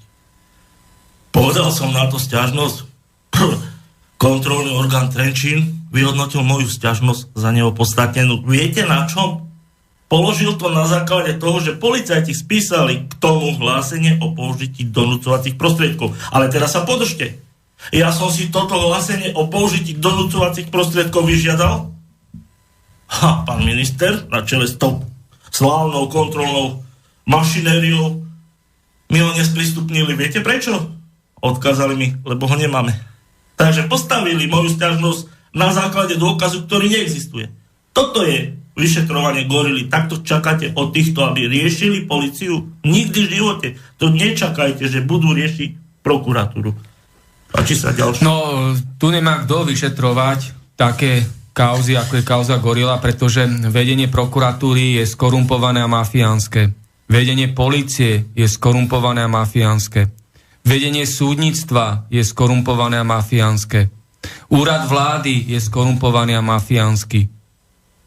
Takže, ako sa hovorí a platí to, ryba smrdí od hlavy. Takže keď vedenie týchto bezpečnostných zložiek je kriminálne, je protispoločenské a neplní si svoje pracovné povinnosti a pracovné úlohy, za čo my ich živíme, daňoví poplatníci, tak sa proste tuto nikdy nič nevyšetrí. Všetko pôjde do stratená, to vidíme. Policajt Marek Gajdoš 4 roky nedokázal napísať predvolanie Robertovi Ficovi prečo bol v konšpiračnom byte na Vázovovej ulici v Bratislave, čo tam robil. 4 roky. Celý špecializovaný policajný tím nič také nedokázal napísať pod vedením Mareka Gajdoša. Teraz tam je Lukáš Kyselica. Ja preto aj cestou tejto relácie Konšpiračný byt verejne vyzývam policajta Lukáša Kyselicu, aby si plnil pracovné povinnosti a pracovné úlohy, ktoré mu určuje Ústava Slovenskej republiky, zákon o policajnom zbore a ďalšie príslušné právne predpisy. Pretože to je jeho elementárna povinnosť. Chodiť do práce, riadne si plniť pracovné úlohy a pracovné povinnosti. Nech sa páči ešte k tomu. Pán Martin Baulár, ja ti dám na toto takú otázku. A ty si myslíš, že ten policajt si bude plniť svoju povinnosť, ktorá mu je jednoducho stanovená tou ústavou, len preto, že by mal niečo takéhoto vyšetrovať. Nikdy sa to v tomto štáte nestane, pokiaľ my ľudia nepôjdeme do ulic, ako to urobili Rumúni. Toto je ten názor. Jednoducho, takto by sme sa mali spájať. A poviem, táto vláda, títo tzv. Oligarchovia robia všetko preto robia, aby napríklad, pozrite si stránky Facebooku, miesto toho, aby sme sa spájali, oni nás burcujú, sú tam provokátori, ktorí jednoducho rypo do ľudí, aby jednoducho, ja nepoviem, čak sú tam ľudia, ktorí povedia aj škaredé slova, napíšu tam škaredé slova, ale sú tam nasadení provokátori, ktorí úmyselne ľudí provokujú k tomu, aby sme sa nespájali. Ja poviem, majú určitý názor Kotlebovci, tí majú nejaký názor, ale vezmeme si dneska, bol tam článok o voľakých Kotlebovcov, že úmyselne tieto médiá, poviem vám k tomu krásny príbeh, rozprávalo sa to, že Slobodný vysielač, ja poviem, mám ešte krásny príbeh, ja sa zastávam ešte aj Rádia Fortuna, alebo nejak tak Žilina, to je tiež špičkové rádio, treba si vypočuť, doporučím, lebo jednoducho poviem, tam sa v priamom prenose jednoducho môže vyjadriť občan. To je tá pravda, ktorom na Slovensku rádiu Markize, Jojke máte, aby občan mohol povedať niečo v priamom prenose. Nikde. Slobodnom vysielači to je? Môžem? No to je základ toho, že média riadi gorilia mafia. To znamená, v mainstreamových médiách ani verejnoprávnych médiách, tak ako bolo teraz povedané, žiadna relácia nie je kontaktná. Aby sa, nedaj Bože, do éteru nedostal názor občana, aby sa nedala v priamom prenose kritická otázka, preto v TA3, televízii Markíza, televízii Joj, RTVS a tak ďalej, nie je žiadna kontaktná relácia. Je tam proste držaná cenzúra, aby bolo všetko pod kontrolou. Tu ide o to, ako sme rozprávali, demokracia je vláda väčšiny. A oni potrebujú tú väčšinu držať zmanipulovanú. A ako to už bolo aj povedané, stav Slovenskej republiky je vysvedčením väčšiny. Takže oni tú väčšinu potrebujú držať v tých intenciách, v tom rozsahu, ako oni potrebujú, aby sa udržali pri vláde. Aby sme my tu mali túto hrôzovládu, aby sme tu boli dennodenne zotročovaní, klamaní a okrádaní. Ak by som mohol, Martin, ja by som ešte dodal toľko. Ako, aby som nehovoril prázdne reči, ja poviem konkrétny príklad. Mám problémy s touto políciou, s týmto súdnictvom, s touto prokurátorou. Ako tu ľudia, čo tu rozprávame, to nie je toto taký jediný prvý príbeh, ktorý by sa tohto štátu občan chcel domôcť svojho práva. Mám problémy s prokurátorou, súdnictvom, samozrejme, lebo idú po mne, lebo som poukázal na ich systém.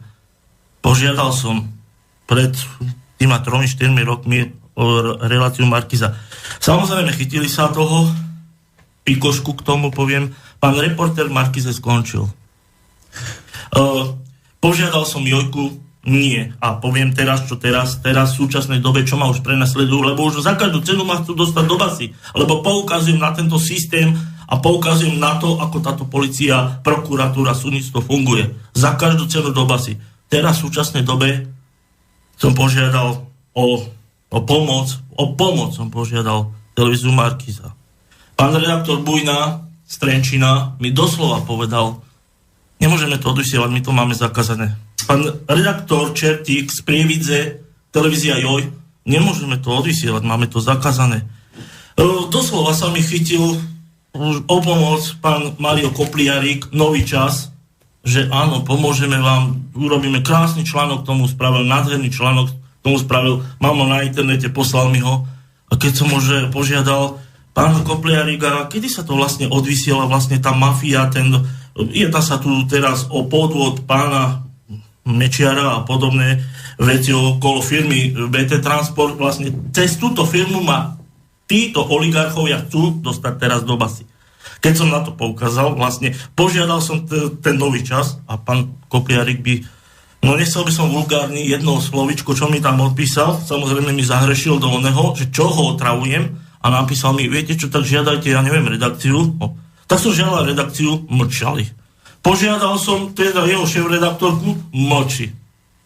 Toto je Slovensko, to je realita. Jednoducho v tomto štáte nemôže byť jednoducho nič povedané do etéru, čo je pravda a vlastne poukazuje na oligarchov tohto štátu.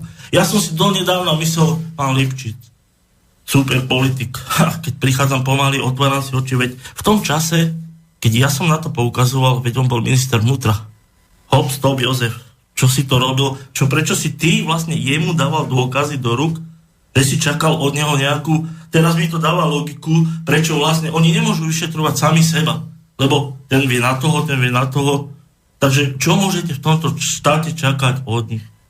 Ja sa ešte spýtam, bol oslovený aj nejaký občiansky aktivista vo veci takéhoto konkrétneho prípadu? Neviem, nerozumiem otázke. Občiansky aktivista Martin Bavolár, a tu si zoberme, to je jediný človek, ktorý mi pomohol, zavolal ma sem do rádia a vlastne teraz vám môžem povedať, aká je realita okolo mojej osoby, okolo vlastne toho prenasledovania. Môžem vám poukázať, vlastne veď tu bolo odvysielané niekoľko šotov aj ohľadom toho, že na Slovensku je Siska k tomu riadená, aby likvidovala slovenské rodiny, a to je pravda. Neviem názov presne tej charity, čo to tu spomínali. Charita na pomoc ľuďom prenasledovaným tajnou službou. A toto je to, ja vám poviem krásny príklad, to, čo som vám rozprával, tých 3 policajtov, čo som mal údajne napadnúť. Bol tam svedok, ktorý sa mi prihlásil, že on to videl. Tento mi napísal veci, vyjadrenie, všetko videl, všetko a tak ďalej. Zrazu bol predvolaný na súd do Banoviec. Verejne, pred všetkými, nebol ani ako utajený svedok, lebo išiel svedčiť proti policajtom. Samozrejme, pani sudkyňa urobila všetko preto, aby ho už len týmto predvolaním zastrašila. Ten svedok príde na ten súd a sudkyňa utočila do neho, len to sa nedalo počúvať. Ja poviem, mám k tomu nahrávku z toho súdu, kto to bude počúvať. Tak mu pôjdu zimom riavky po tele, jednoducho ten svedok začne rozprávať o tom, ako to na Slovensku funguje. Začal byť prenasledovaný. Môžem volať? Ak by som mohol, ja to dokončím, pardon.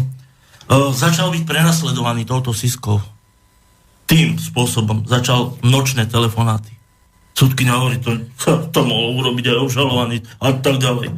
A ten svedok hovorí, prepáčte, ale ja som začal byť prenasledovaný aj čiernymi autami. To sú práve tie autá, ktoré tu spomínala taká karta.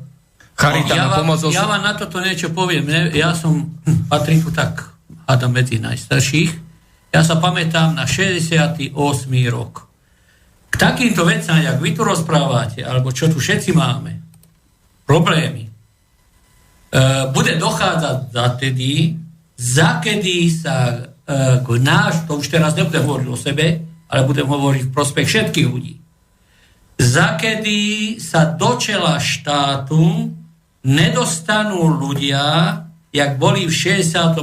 roku. Tam bol Dubček, tam bol Smrkovský, tam bol Černík, zo začiatku tam bol Husák.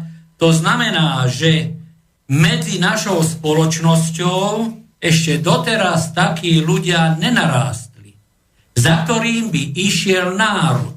Ale nie jeden. Aj narastli, ale sú aspoň 4 alebo 5. vymenujte mi takých ľudí, za ktorým vyšiel. Jeden je málo. No ja tam boli asi 4 alebo 5 všetci sme ukázali na Martina Bavolára.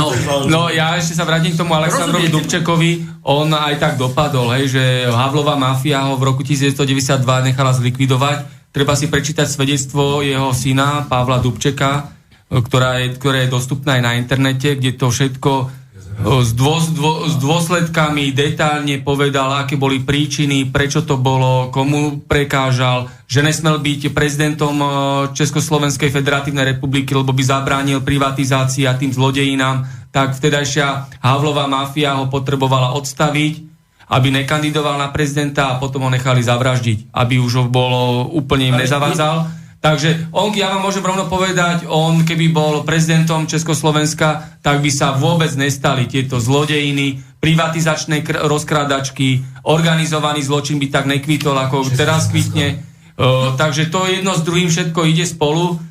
Tak 80 to nie na tom To je to, že on rozprával o tom, že občianska spoločnosť s ľudskou tvárou, respektíve socializmus, vtedy, keď rozprával o tom roku 1968-69, socializmus s ľudskou tvárou, proste zachovať tú ľudskosť, zdravý rozum, aby to je najlepšia obrana voči týmto totalitným praktikám, totalitným médiám, o totalitným metódám, o ktorých tu rozprávame. Preto je to takto v tomto zlom stave, že sa to celé preklopilo. Pán Bavolár, ja na to niečo, jedine toto vám poviem, že v 89. roku, jak bol tzv. Neviem, či to bol prevrat, alebo ja neviem, čo to bol majetkový a finančný prevrat. Lebo prakticky nevieme. Rozumiete, ja vám na to niečo poviem. Zasa vrátim k tomu 68. roku. V 68. roku, hovorím, boli 4 a 5 vodcovia, tzv. Čo chceli zmenu v republike. Ale povedzte mi, v 89. roku, dajme tomu, bol tam len tento Dubček, čo už na tej relatívne už bol to starý, akí vodcovia tu boli? Za ktorými by išli ľudia? Povedzte mi. Americké dane sú takto. Už sme to tu preberali. To robia aj teraz. To robia aj teraz. Nie vtedy, to stále robia. Dobre. Môžem len reagovať, že hľadáme zvonka na nejakého vodcu? Potrebujeme my vodcu? Ja si myslím, že každý jeden z nás sa musí stať tým vodcom. Každý jeden z nás. Len to som chcel povedať. To je v poriadku, ale ja hovorím, na toto sa treba spájať. Mohol by som, ak dovolíte. No, ešte sa vrátim k tomu 89. roku. To nebola žiadna revolúcia. Už sme to tu niekoľkokrát preberali v Slobodnom vysielači. To bol riadený majetkový a finančný prevrat. Presne. Kedy eštebácká oligarchia a komunistická strana spolu s Havlovou mafiou to už dávno pred rokom 1989 pripravili celý scenár a to už bolo len sprievodné divadlo, november 89, hej. No, medzi tým prišli mailové otázky, takže dáme si teraz také mailové kolo, aby sme odpovedali poslucháčom. Dobrý deň, prajem všetkým v rádiu. Chcem len potvrdiť slova toho pána kamionistu. Ja som bol napríklad v Anglicku a tam ma nikdy nezastavil policajt. Nikdy som sa s policajtom na cestách nestretol. Policajta ste mohli stretnúť na cestách iba, ak ste privolali ho k nehode. U nás je to úplne inak. Polícia na Slovensku skutočne už zdiera vodičov, tak sa to môže javiť. Ďakujem a zdravím vás, nech sa darí. Ďalšia otázka, ktorá prišla do našej poštovej schránky. A myslíte si, že tí, čo išli voliť, si dobrovoľne volia mafiánov? A čo majú na výber? Osobne si myslím, že aj tak tí, čo sú zvolení, neurobia skutky podľa svojej vôle. Že sú už len poskokmi niekoho. Takže vy poviete, musí každý začať od seba. Čo to vlastne znamená? Čo ja tu už začnem, keď je to úplne jedno, ktorého použijem expresívny výraz, cicín brusa, tam zvolím, keď reálne on moc v rukách má asi tak, ako ja, čiže nemá. Možno preto sú tí ľudia ľahostajní, lebo jednoducho nevidia možnosť zmeny. Takže, ako máme začať od seba? Čo mám napríklad urobiť ja sám? Pýta sa poslucháč Michal. Chce niekto sa k tomu pripojiť tejto otázke a odpovedať? Takže nech sa páči. Ja som vravela, že teda mali by sme začať od seba a ja som to myslela z toho hľadiska, že myslím si, že máme povinnosť vytvoriť novú spoločnosť, ktorá je trošku inak smerovaná, aby sme nehľadeli teda von na niekoho, na nejaké autority alebo na niekoho, kto nás spasí. My sa dokážeme len sami spasiť a tak, že musíme si uvedomiť, čo sa deje. Musíme si byť toho vedomí. Mali by sme všetci nejakým spôsobom sa dozvedieť o tomto všetkom, teda o tom rozprávať s čo najväčším počtom ľudí. Mali by sme si vypnúť tie masové médiá a nekupovať Súhlasím. Plus 7 dní a akože tieto povedzme si tieto zmanipulované časopisy a neviem čo a naozaj by sme sa mali nad tým zamyslieť, čo konzumujeme a nielen jedlom, ale aj myšlienkami vzdelávať sa a vzdelaním príde určitý rozhľad a rozhľadom sa začneme spájať s ľuďmi, ktorí budú podobne na tom a pomaličky si vytvoríme novú spoločnosť, ktorá bude osvietená, nazvime to. A bude medzi nami viac ľudí, budeme silnejší proti. No, tu by som chcel povedať jedno, že mladí ľudia, vysokoškoláci, to je proste vietor do plachát, tam je ešte nejaká tá sila a energia, lebo my starší a tak ďalej, my to už nejako dolámeme, ale myslím si, že nám veľmi záleží na tom, že čo bude s tými mladými ľuďmi. A oni potrebujú niečo, čo má silu, čo má šťavu a proste niečo, čo proste s tým pohne. Môj predchádzajúci príspevok bol vlastne taký, že ľudia sú unavení jedno s druhým. To znamená, že už ich nikde nedostanete. Nikto nechce žiadne problémy navyše a tak ďalej. A tu ja som prišiel s niečím, na čom som pracoval roky. Budem hovoriť o tom, ako formou hry a zábavy dokážeme riešiť krásne problémy. A je to vlastne úplne jednoduchými proste mechanizmami a postupmi. Napríklad problém nezamestnanosti. Hej, poviem to rýchlo. Išiel som za majiteľmi podnikov, hovorím im, viete čo, mám pre vás takúto ponuku. Urobte si prenosný výčap, urobte si športový tím. Áno? A teraz, vytvorili sme, môžete si dať potom, nechávam kontakt na seba, aby ste vlastne mohli to, čo ja hovorím, aby ste si mohli overiť, že naozaj to tak je, že takto to chceme robiť. To znamená, že máme nejakých 10 podnikov, ktoré si proste urobili vlastne ten prenosný výčap, proste športový tím a my dokážeme organizovať proste podujatia na externých plochách. Vytvárame portály, časopis, sociálnu sieť, proste televíziu, rádiu, postupne. Ale o čo tu ide? Na týchto externých podujatiach získavajú majiteľia podnikov reklamu, získavajú možnosť predať viacej piva, viacej zarobiť, pričom ich podniky ďalej fungujú, ale sú vlastne jednoduchým spôsobom prinútení zamestnať ešte 2 alebo 3 čašníkov. O čo nám ide? Nám ide o to, aby sa proste prehlbovali vzťahy medzi ľuďmi, áno? A vlastne kde formou hry a zábavy dokážeme riešiť takéto veci. Tie kontaktné údaje? Vlastne ja poviem to, že ja mám proste celý postup, celú schému, obrovské množstvo dát je to. V tejto relácii som naozaj moc nezapasoval. Je nás tu príliš veľa, každý sme veľmi silná ako osobnosť, máme si čo povedať. Takže nechám kontakt na seba, to je vlastne môj profil na Facebooku Peter Čajka bez čo, hej, tam dávam už aj nejaké príspevky. Následne moje telefónne číslo je 0940 914 184 a môj mailový kontakt je vlastne titaneextreme@gmail.com. Chcem teraz nadviazať na Jozefa, čo sa týka tej Trenčianskej prokuratúry. Je to pravda, ako aj on hovoril. Tam si proste musíte všetky doklady, všetko sám si to musíte zdokladovať, doniesť. A napriek tomu, že im tie jednotlivé fakty predložíte, máte to všetko, tak oni to neakceptujú. My sme skoro 2 roky žiadali o grafologický posudok, na ktorý nám aj tak nakoniec policajt povedal, že na čo nám je, on nám ho akceptovať nebude. Kde sa preukázalo, a vlastne tuto v štúdiu som to ukázala, tí podpisy nie sú rovnaké, ale policajt to bere, že sú rovnaké.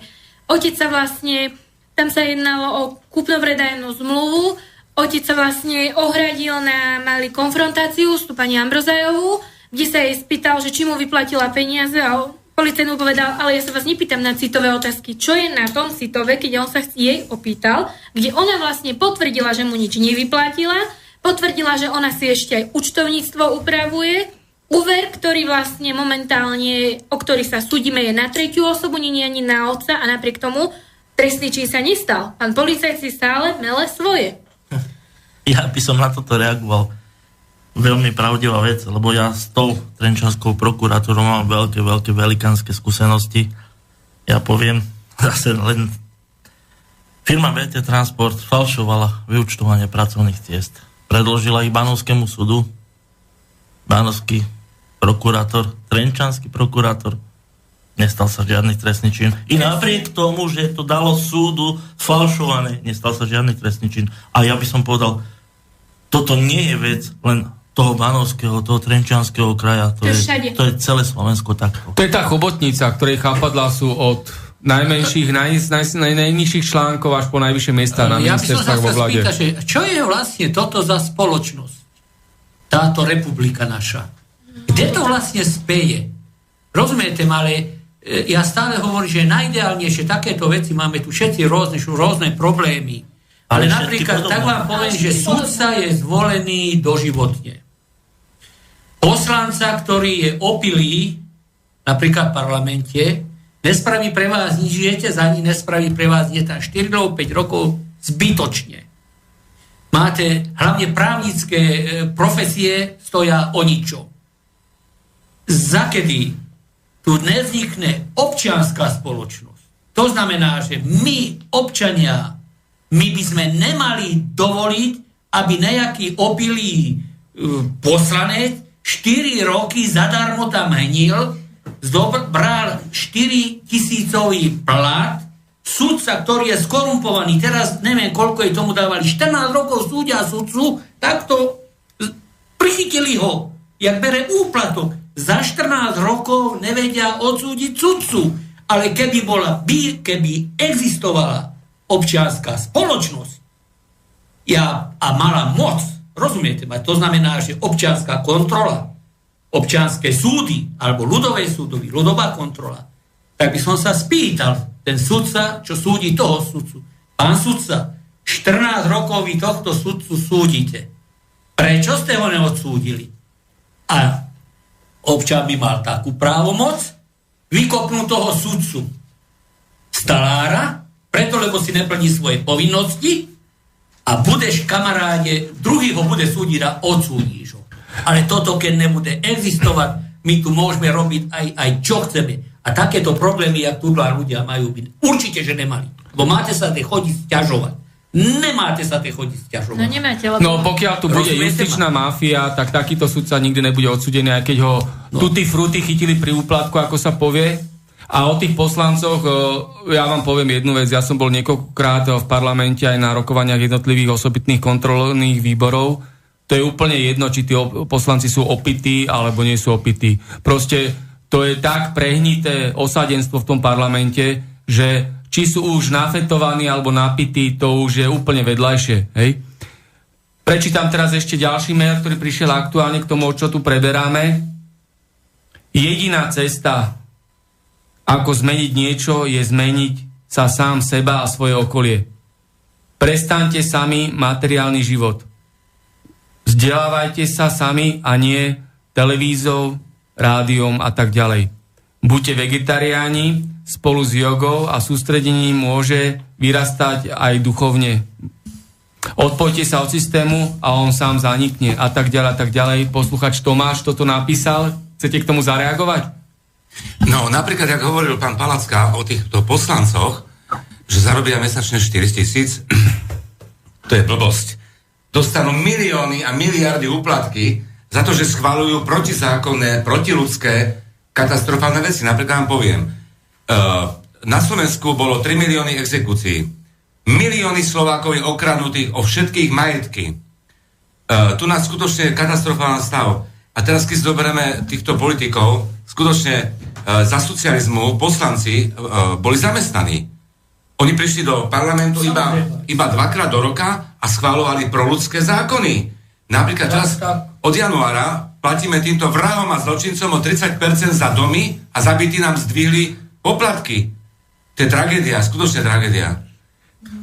Nech sa páči. Priamo k tomuto sa chcem len vyjadriť, že to, veľmi sa mi to páči, že naozaj istou cestou duchovná a kultiváciou vedomia, rozširovania a myslím si, že tam určite nájdeme tie odpovede, ktoré treba na zmenu. Takže posluchač Tomáš napísal celkom dobrý mail. Ešte máme ďalší mail, ktorý k tomu nadväzuje. Ďakujem vám všetkým za snahu prebudiť spiacich na Slovensku. Tá najmladšia v štúdiu má ten najvhodnejší prístup k riešeniu problémov. Každý má tú silu na premenu vo svojom vnútri. Ľudia si vytvárajú svoju realitu svojimi presvedčeniami a utvrdzovaním sa slovami, skutkami o svojej existencii. Či už o pozitívnej alebo negatívnej. Áno, človek musí odísť zo Slovenska, aby si uvedomil a získal iný pohľad, čo a ako sa dá riešiť a zlepšiť v našej krásnej krajine. Čo sejeme, to budeme aj žať, povedal človek, ktorého potom ukameňovali a aj zabili. Sejme to, čo chceme žať. Prajem príjemný zimný deň, posluchač Daniel. Tak to zareagoval posluchač Daniel. Nech sa páči, pán Palacko. Ja hovorím jedno, že šťastie a aby dobre človek žil v krajine, ktorej sa narodil, nie je zadarmo. Za šťastím človek musí bojovať. Ale keď človek bojovať nebude, tak bude len po krčmách a Boh vie kade stonať, ale treba priložiť ruku k dielu. Ináč sa dopredu nepohneme. Za to ja stále tvrdím o týchto kontrolách. Sú to také pekné rečičky, jogu, hento, toto, tamto. Všetci sme není na jogu. Rozumiete ma? Ale tu nám by sa zišlo od samotných ľudí dožadovať sa alebo dobíjať sa jednoducho, aby tu bola za prvé pravda a hlavne, aby sa dodržovalo právo. Právo máte jednoducho, ja keď som sa dopočul, že jak je ústava Spojených ústava štátov je základ republiky. Ale amerických, tam sa každý o tú ústavu opre. Vy si nájdete v ústave, boli moje ústavné zákony jednoducho porušené. Môžete, za kým pôjdete? Rozprávame o ústave USA, tam je základný rozpor. V ústave USA je uvedené, že vydávanie a emisiu a všetko, čo sa týka dolára, má na starosti ministerstvo financií USA. Ale realita je taká, že všetko, čo sa týka amerického dolára, má na starosti Fed. A Fed je združenie súkromných firiem a súkromných bank. Takže tam vidíme, že v samotnom Spojených štátoch amerických sa ústava nedodržuje. Pretože to bolo to, čo chcel presadiť Robert Kennedy a jeho brat John Kennedy. Obidvaja boli zavraždení. Hej? John Fitzgerald Kennedy ako prezident USA a toto isté chcel potom presadiť minister spravodlivosti Robert Kennedy, ktorý bol aj kandidátom na prezidenta USA vo voľbách a tiež bol záhadne zavraždený. Obidve vraždy doposiaľ neboli objektívne vyšetrené, objasnené a zdokumentované. Takže to vidíme aj samotné v Spojených štátoch amerických, čo mnohí ľudia rozprávajú, že USA je ríša zla. Odtiaľ je celá hegemónia, bohatstvo Spojených štátov amerických je založený na vojensko-hospodárskej mašinérii. Oni zahájajú samé vojenské kampane, ako povedali mnohí poslucháči, kde stúpi noha amerického vojaka, tam už tráva nerastie. Hej. Môžeme si to zobrať kdekoľvek, Líbiu, Irak, Sýriu a tak ďalej. Juhoslávia. Môžeme do Vietnamu ísť, hej. Môžeme zobrať Grenadu a tak ďalej. Stačí si to dať na Google, kde boli vojenské americké okupačné sily. Alebo kde neboli, tak si dajme, to je dobrý postreh, dajme si otázku, kde ešte neboli. Hej? Takže toto je potom to, že ľudia naozaj objektívne a transparentne povedia, USA je ríša zla. Ja trošku odbočím od tohto, ešte nejaké 2-3 vety poviem, že ľudia teraz, keď pôjdu voliť dojdú medzi vami títo tzv. Či dojde Fico, alebo Kotleba, alebo ja neviem kto. Ja stále hovorím, že ja nevolím ani pravicu, ani lavicu, ani opicu. Ja chcem voliť, alebo chcem, aby tí ľudia volačo pre mňa robili. V druhom rade, keď prídu medzi obyčajných ľudí, takzvaní, čo chcú byť zvolení, nech sa každý jeden občan ich opýta, či chce byť, aby som ho kontroloval. No len to je to, že kto bude tých kontrolných mechanizmov. Kontrolové mechanizmy. Toto, keď tu nebude fungovať, my sa tu môžeme aj roztrávať. Len sa vrátim k tomu, stále je to všetko o ľuďoch. Aj keď vytvoríme kontrolné mechanizmy, ktoré aj teraz sú, je Najvyšší kontrolný úrad, úrad vlády vykonáva kontrolnú činnosť, ale je to všetko o ľuďoch. Keď sú tam tí ľudia, ktorí sú súčasťou totalitného režimu, gorilej mafii, môžete mať celý systém kontrolných mechanizmov, oni ale nebudú také fungovať. kontrolné orgány nepotrebujeme, my potrebujeme kontrolné orgány od nás, od bežných ľudí. No však to je to. Ale ne, oni si tam dosadia, však ich v živote neskontrolujú. To rozprávame aj o tom, že prečo v parlamente sú len závadové kriminálne osoby. To znamená, všetko je o tom, kam sa dostanú konkrétni ľudia. Keď sa aj do týchto kontrolných orgánov dostanú ľudia, ktorí sú nápojení na gorilu, mafiu a celú chobotnicu, aj tie kontrolné mechanizmy nebudú fungovať. Hej? Stále je to o ľuďoch. Stále sa vrátime k tomu, že je to o ľuďoch. Ja hovorím jednu vec. Zoberme si príklad z prírody. Jedna včielka je bezmocná. Hej? Ale keď sa tisíce včiel spojí a ten najväčší mafián bude utekať v strachu pred týmto húfom tisícov včiel, hej? Stačí sa vrátiť len k prírode. A rovnako aj to, že nemôžeme čakať, že ako niektorí si myslia, hlavne facebookoví ľudia, že vo štvrtok večer napíšu niečo na Facebook a v piatok ráno to už bude fungovať. Hej? A ešte vieme, že veľa ľudí je na Facebooku aj pod falošným menom, nevedia sa pridať verejne takýmto podujatiam, lebo hneď pustia do gatí. Tak hovorím príklad z prírody. Aj my, keď chceme mať úrodu a zasajeme napríklad hrách, musíme ho okopávať, polievať a tak ďalej, až bude úroda. Takže aj toto, čo my rozprávame aj v týchto reláciách, aj v iných reláciách Slobodného vysielača, aj v rámci protikorupčnej aktivity alebo disidentstva bojujúceho za dodržiavanie ľudských práv, všetko potrebuje čas, aby ľudia pochopili, že musia nájsť sami seba a sami seba aj nejakým spôsobom zmobilizovať, lebo každý je zodpovedný za to, v akom stave je naša Slovenská republika, naša spoločná domácnosť. Lebo republika ako spoločná domácnosť je to vizitka nás, obyvateľov, čo v nej žijeme. Nech sa páči. Podotknúť, že v podstate ja mám trošku iný názor na voľby, lebo naozaj z čoho si máme vybrať? Ja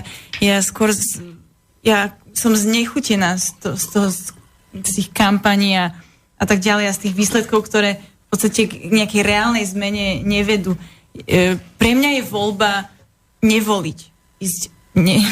Nevoliť a podľa mňa tak môže systém padnúť, keď väčšina sa rozhodne nevoliť. Nechoďte voliť ľudia. Áno. A vtedy v podstate ten systém nemôže fungovať, lebo kto ho bude udržiavať? Stačí, keď rodina dá hlasy a povedia, že 9%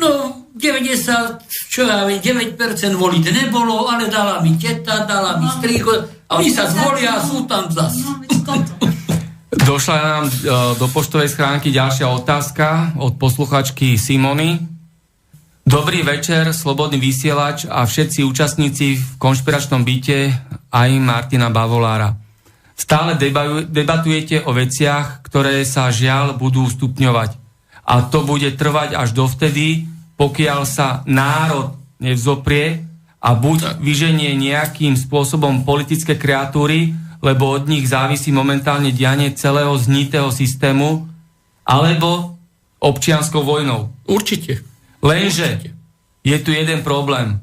Ľudia nevedia, na akom princípe funguje ich vlastný životný zmysel, pretože nevedia, čo je sloboda ako taká, pretože sloboda je okrem vlastnej zodpovednosti aj to o vlastnej nezávislosti na vlastnom spôsobe života a dávam krátku úvahu asi o čom je sloboda a čo jej predchádza na jej reálnom fungovaní.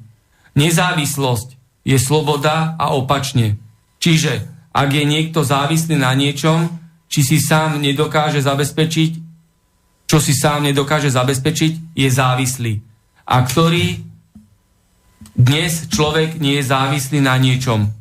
Všetci sme závislí hlavne na peniazoch. Bez peňazí v dnešnom systéme ľudský človek nedokáže existovať. Nedokáže si zabezpečiť životné dôležité veci k úplnej potrebe pozemského človeka. Pretože niekto, svetová elita, ktorá ovláda a podmanila si všetky strategické prírodné zdroje, ktoré sú závislé na finančnom profite, čo znamená, že všetko je premenené na finančnej závislosti predaja, sa postaral o to, aby všetci boli závislí na bezcenných papieríkoch. Čiže, čo z toho vyplýva? Že dnes žiaden človek nemá nielen nezávislosť, ale ani žiadnu slobodu. Nemôže sa slobodne rozhodnúť, kde chce žiť, nedokáže slobodne cestovať, nedokáže slobodne sa zamestnania, je totálne na dne, takto nedokáže sa slobodne rozhodnúť, že dnes nepôjde proste do práce a nebude aj mesiac pracovať, ale bude sa venovať tomu, čo ho baví. A týmto pádom je zotročovaný, ovládaný a manipulovaný. A dokonca bezslobodne sa vyjadrovať, čo si myslí, inak ho vyhodia zo zamestnania a je totálne na dne, bez strechy nad hlavou a živobytia. Čiže človek nemá žiadnu slobodu a ani nezávislosť. Pokiaľ si to ľudia neuvedomia, na akom princípe funguje skutočná sloboda a nezávislosť, dovtedy tu budeme mať otrokárstvo, bezcielne zotročovanie a ovládanie ľudí. Zdravím ešte raz, poslucháčka Simona. Čo k tomu? Nech sa páči, pán Palacko? Ja by som chcel spomenúť, naše PKO Park kultúry bola svetová nádherná krása, kde bolo 10 000 krásnych koncertov, plesov, festivalov, milióny detí, milióny ľudí. Všetci sa tam krásne nádherné, to bolo, ja som tam tiež fotil svetové osobnosti. A ja hovorím, PKO zbúrali vrahovia a zločinci. Ak je napríklad River Park na našom nábreží, lebo nábrežie patrí nám, občanom, nábrežie patrí mestu, tak to byla aj celé planete. A bohužiaľ, to je všetko sprivatizované vrahmi a zločincami. Teraz, čo robia pod parlamentom? Najškarečšie, najkatastrofálnejšie betóny planety pod parlamentom. Tie obrovské betóny na historickom mieste. Na začiatku sú tam krásny, nádherný kostolík, malé domčeky, jak to bolo svetové. A teraz tam stávajú obrovské betóny. Veď to je tragédia. Ja som povedal, to zbúrame. Lebo tam, čo budú ľudia pracovať, žiť a toto, na našich pozemkoch národných, tam nebudú mať v živote slnko, nebudú mať v živote svetlo. To je tragédia. A ak ste spomínali Ameriku, na Kube sú Kubánci, ale v Amerike nie sú Američania, to boli prisťahovali zločinci a vrahovia, ktorí vyvraždili milióny Indiánov, dovážali potom Afričanov, vyvraždili milióny Afričanov a prezident, bývalý prezident Obama bol Afričan, on nebol Američan. Ja by som chcel reagovať na ten mail pani Simony, ako isto pekne napísané, ale počuli ste niekoľko príbehov dneska. Môže si v tomto štáte, zase vrátim k tým príbehom, môže si v tomto štáte niekto mysleť, že tu je slobodný? Keď je stále prenasledovaný, keď je stále šikanovaný policiou. Nie. Jednoducho ja vyzývam touto cestou všetkých občanov, spojme sa nejako, dajme sa, choďme do ulic, ako urobili Rumúni teraz. Jednoducho oni bojujú za svoje práva. A poviem, my miesto toho, aby sme sa spájali, my len na seba útočíme aj na tom Facebooku. Ja poviem, niekoľkokrát som až nahnevaný na tých ľudí, že jak na seba medzi sebou. Pritom máme podobné záujmy. Jednoducho chceme, aby už tam neboli títo oligarchovia. Chceme, aby to už jednoducho nebolo možné, aby ten súdca na tom súde, alebo ten prokurátor, alebo ten policajt nás zničil. Ja poviem zás k tomu príbehu ešte tomu prenasledovaniu, čo sa týka mojej osoby a tej slobody. Ak je sloboda to, že si sudca vymyslí len v záujme, aby ma dostali do basy, že si vymyslí vec a začne ovplyvňovať svedkov, ako je to v mojom prípade Banovský, predseda súdu robí všetko a v podstate aj pod policiou, aby ma dostali do basy, len preto, že som poukázal na nečinnosť policie. Ak je toto sloboda v našom štáte, tak prosím, ľudí, zburme sa tomuto systému, choďme do ulic, urobme to isté, čo robia Rumúni. Páči sa. Ja by som sa ešte vrátil k tej pani Simone. Je to totálna pravda, dneska je to o peniazoch a teraz chcem aj povedať vlastne to, že vidíme také vzory správania, že tuto chalán má dobrú káru, tu nám má dobrý barák, jedno s druhým. Ľudia nepozerajú už dneska na to, že ako to získal. Pozerajú na to, že to má, pre mladých ľudí je to totálny vzor, áno? No a teraz ide o čo? Bez peniazy sa nepohneme, bez projektov sa nepohneme. A tu chcem vlastne aj hodiť aj ako bielú rukavicu GMT, áno. Poviem jedno, na jednej strane ich nenávidím, narobili kadejakú paseku, na druhej strane ich obdivujem ich. A obdivujem ich z toho titulu, že keby takíto developeri pracovali pre našu republiku a budovali by takéto generátory, veľké projekty, z ktorých zisk by išiel do regiónov, do štátnej pokladnice pre ľudí. Hovorím, tí ľudia, takéto silné spoločnosti, my potrebujeme silný projekt. A ja chcem o takom projekte hovoriť, o medzinárodnom projekte, ktorý dokáže pritiahnuť na Slovensko veľmi silnú pozornosť a dokáže pritiahnuť silných investorov a zahájiť veľmi silný medzinárodný projekt World Harmonic Centers. A to je tá hodená rukavica, kde chcem povedať jedno. Ak chce GMTčko si merať s niekým síly, tak nech ide do silného medzinárodného globálneho projektu. To som chcel povedať. Ja sa teraz opýtam, tuto do plena dám takú otázku. Čo si myslíte, aké sú príčiny takéto diagnózy obyvateľstva na Slovensku, keď do parlamentu sa dostane kokainový král, ktorý žije ako na psychiatrii, má deti kade tade so všelijakými, poviem to slušne, ľahkými ženami, nevie preukázať pôvod svojho majetku, sú haldy spisov o ňom na kriminálke a Slovenskej informačnej službe, že je súčasťou organizovaného zločinu, že zbohatol protiprávne, že páchal trestnú, organizovanú, rozsiahlu činnosť. A takýto človek sa dostane aj s celou svojou mafiánskou bandou do parlamentu a ešte aj členom osobitného kontrolného výboru na kontrolu činnosti Slovenskej informačnej služby. Áno, rozprávam o Borisovi Kolárovi. Dokáže takýto človek niečo urobiť v prospech našich ľudských práv, v prospech Slovenskej republiky, aby fungovala a bola spravodlivá? Je to možné? Nech sa páči. Ja vám na toto niečo odpoviem. Ináč aj ja len oči otváram, že či toto je človek ako vzor pre ostatných mladých ľudí. Však potom môžeme súložiť do frasa. ja to nechápem, že v čom je za vzor. A zasa vrátim do bývalého režimu socializmu. Ja hovorím, že koľko, toľko práv sme za socializmu mali. Mali ste sa sťažovať. Mali ste svoje problémy kde nadniesť. A teraz sa vrátim aj k tomuto Kolárovi. Vy si myslíte, že za socializmu takýto človek by mohol sedieť v parlamente? Nie. Ja sa pamätám na Karola Poláka, poznali ste určite, čo bol oný ako redaktor.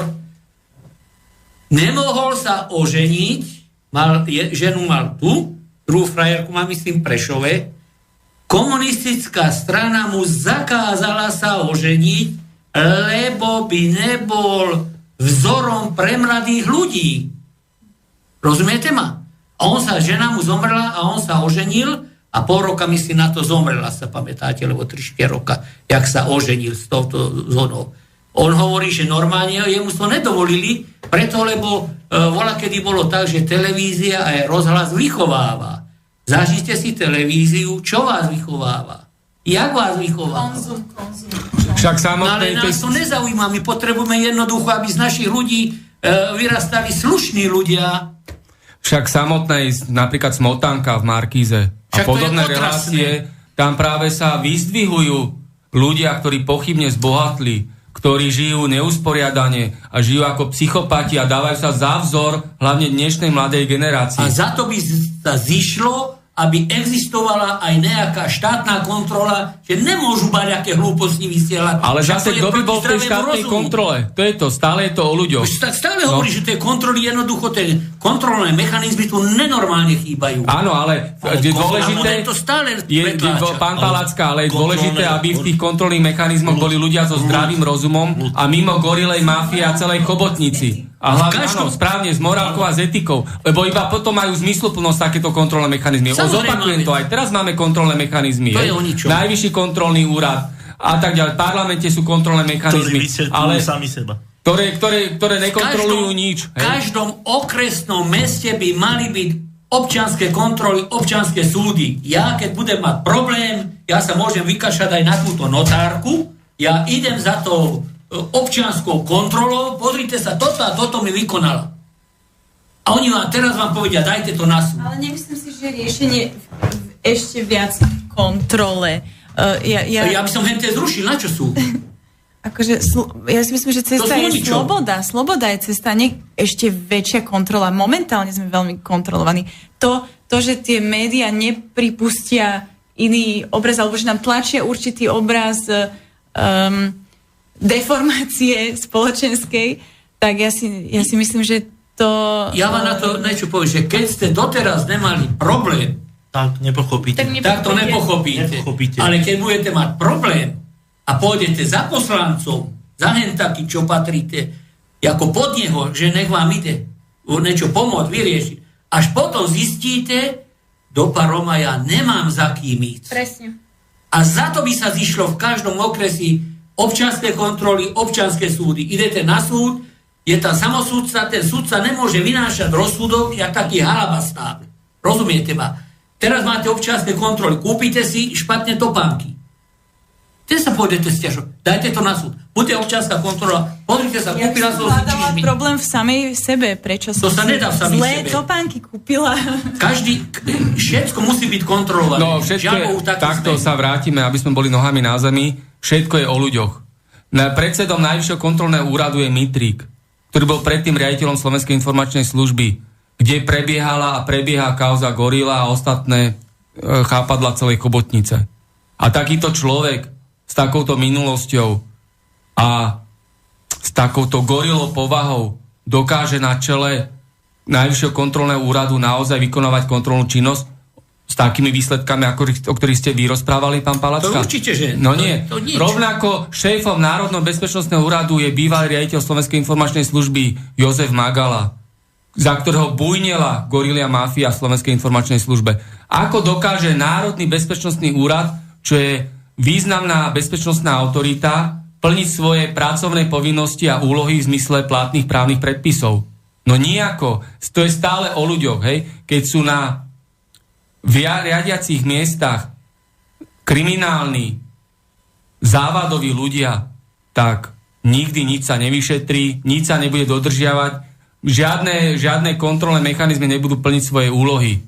Pretože stále musíme sa dostať do toho stavu, aby tí, ktorí majú ešte zdravý rozum a sú mimo tejto chobotnice a celej tej gorilej mafie, takíto ľudia by boli v kontrolných mechanizmoch a na riadiacich miestach ústredných orgánoch štátnej správy. Nech sa páči, máme posledné 2,5 minútky. Áno, ešte tak narýchlo poviem. Napríklad za socializmu máme sa 1000-krát horšie ako za socializmu teraz. Lebo boli medziľudské vzťahy, krásne potraviny. Dneska máme obrovské rakoviny po Slovensku, jedovaté potraviny. Áno. A ja som jednoducho, ako fotograf, som zarábal mesačne 2500 korún a za 5 izbový byt som platil 500 korún. A teraz, ak zarobíte 300, 400, 500 eur, musíte zaplatiť 400 eur a to je dôkaz, že platíme to vrahom a zločincom, ktorí nás okradajú o naše národné a štátne majetky. No, nemusíme si tu glorifikovať socializmus. Rovnako za socializmu bola korupcia. Vieme, ako sa dávali devízové prísľuby, vieme, ako sa ľudia dostávali na vysoké školy, vieme, čo to bol podpultový tovar a tak ďalej, tak ďalej. Rovnako boli mafie v štruktúrách komunistickej strany aj v vtedajších bezpečnostných silách. Takže jediné, čo bolo, je to, že nikto nemohol byť bezdomovec a každý musel riadne byť zamestnaný. Lebo jediné, čo bolo, keď vás zastavil policajt, prvé, čo je vám, čo povedal v občianskom preukaze? Či tam máte pečiatku o zamestnávateľa. Ja vám na toto niečo poviem. Viete čo? V každej spoločnosti sú ľudia nespokojní.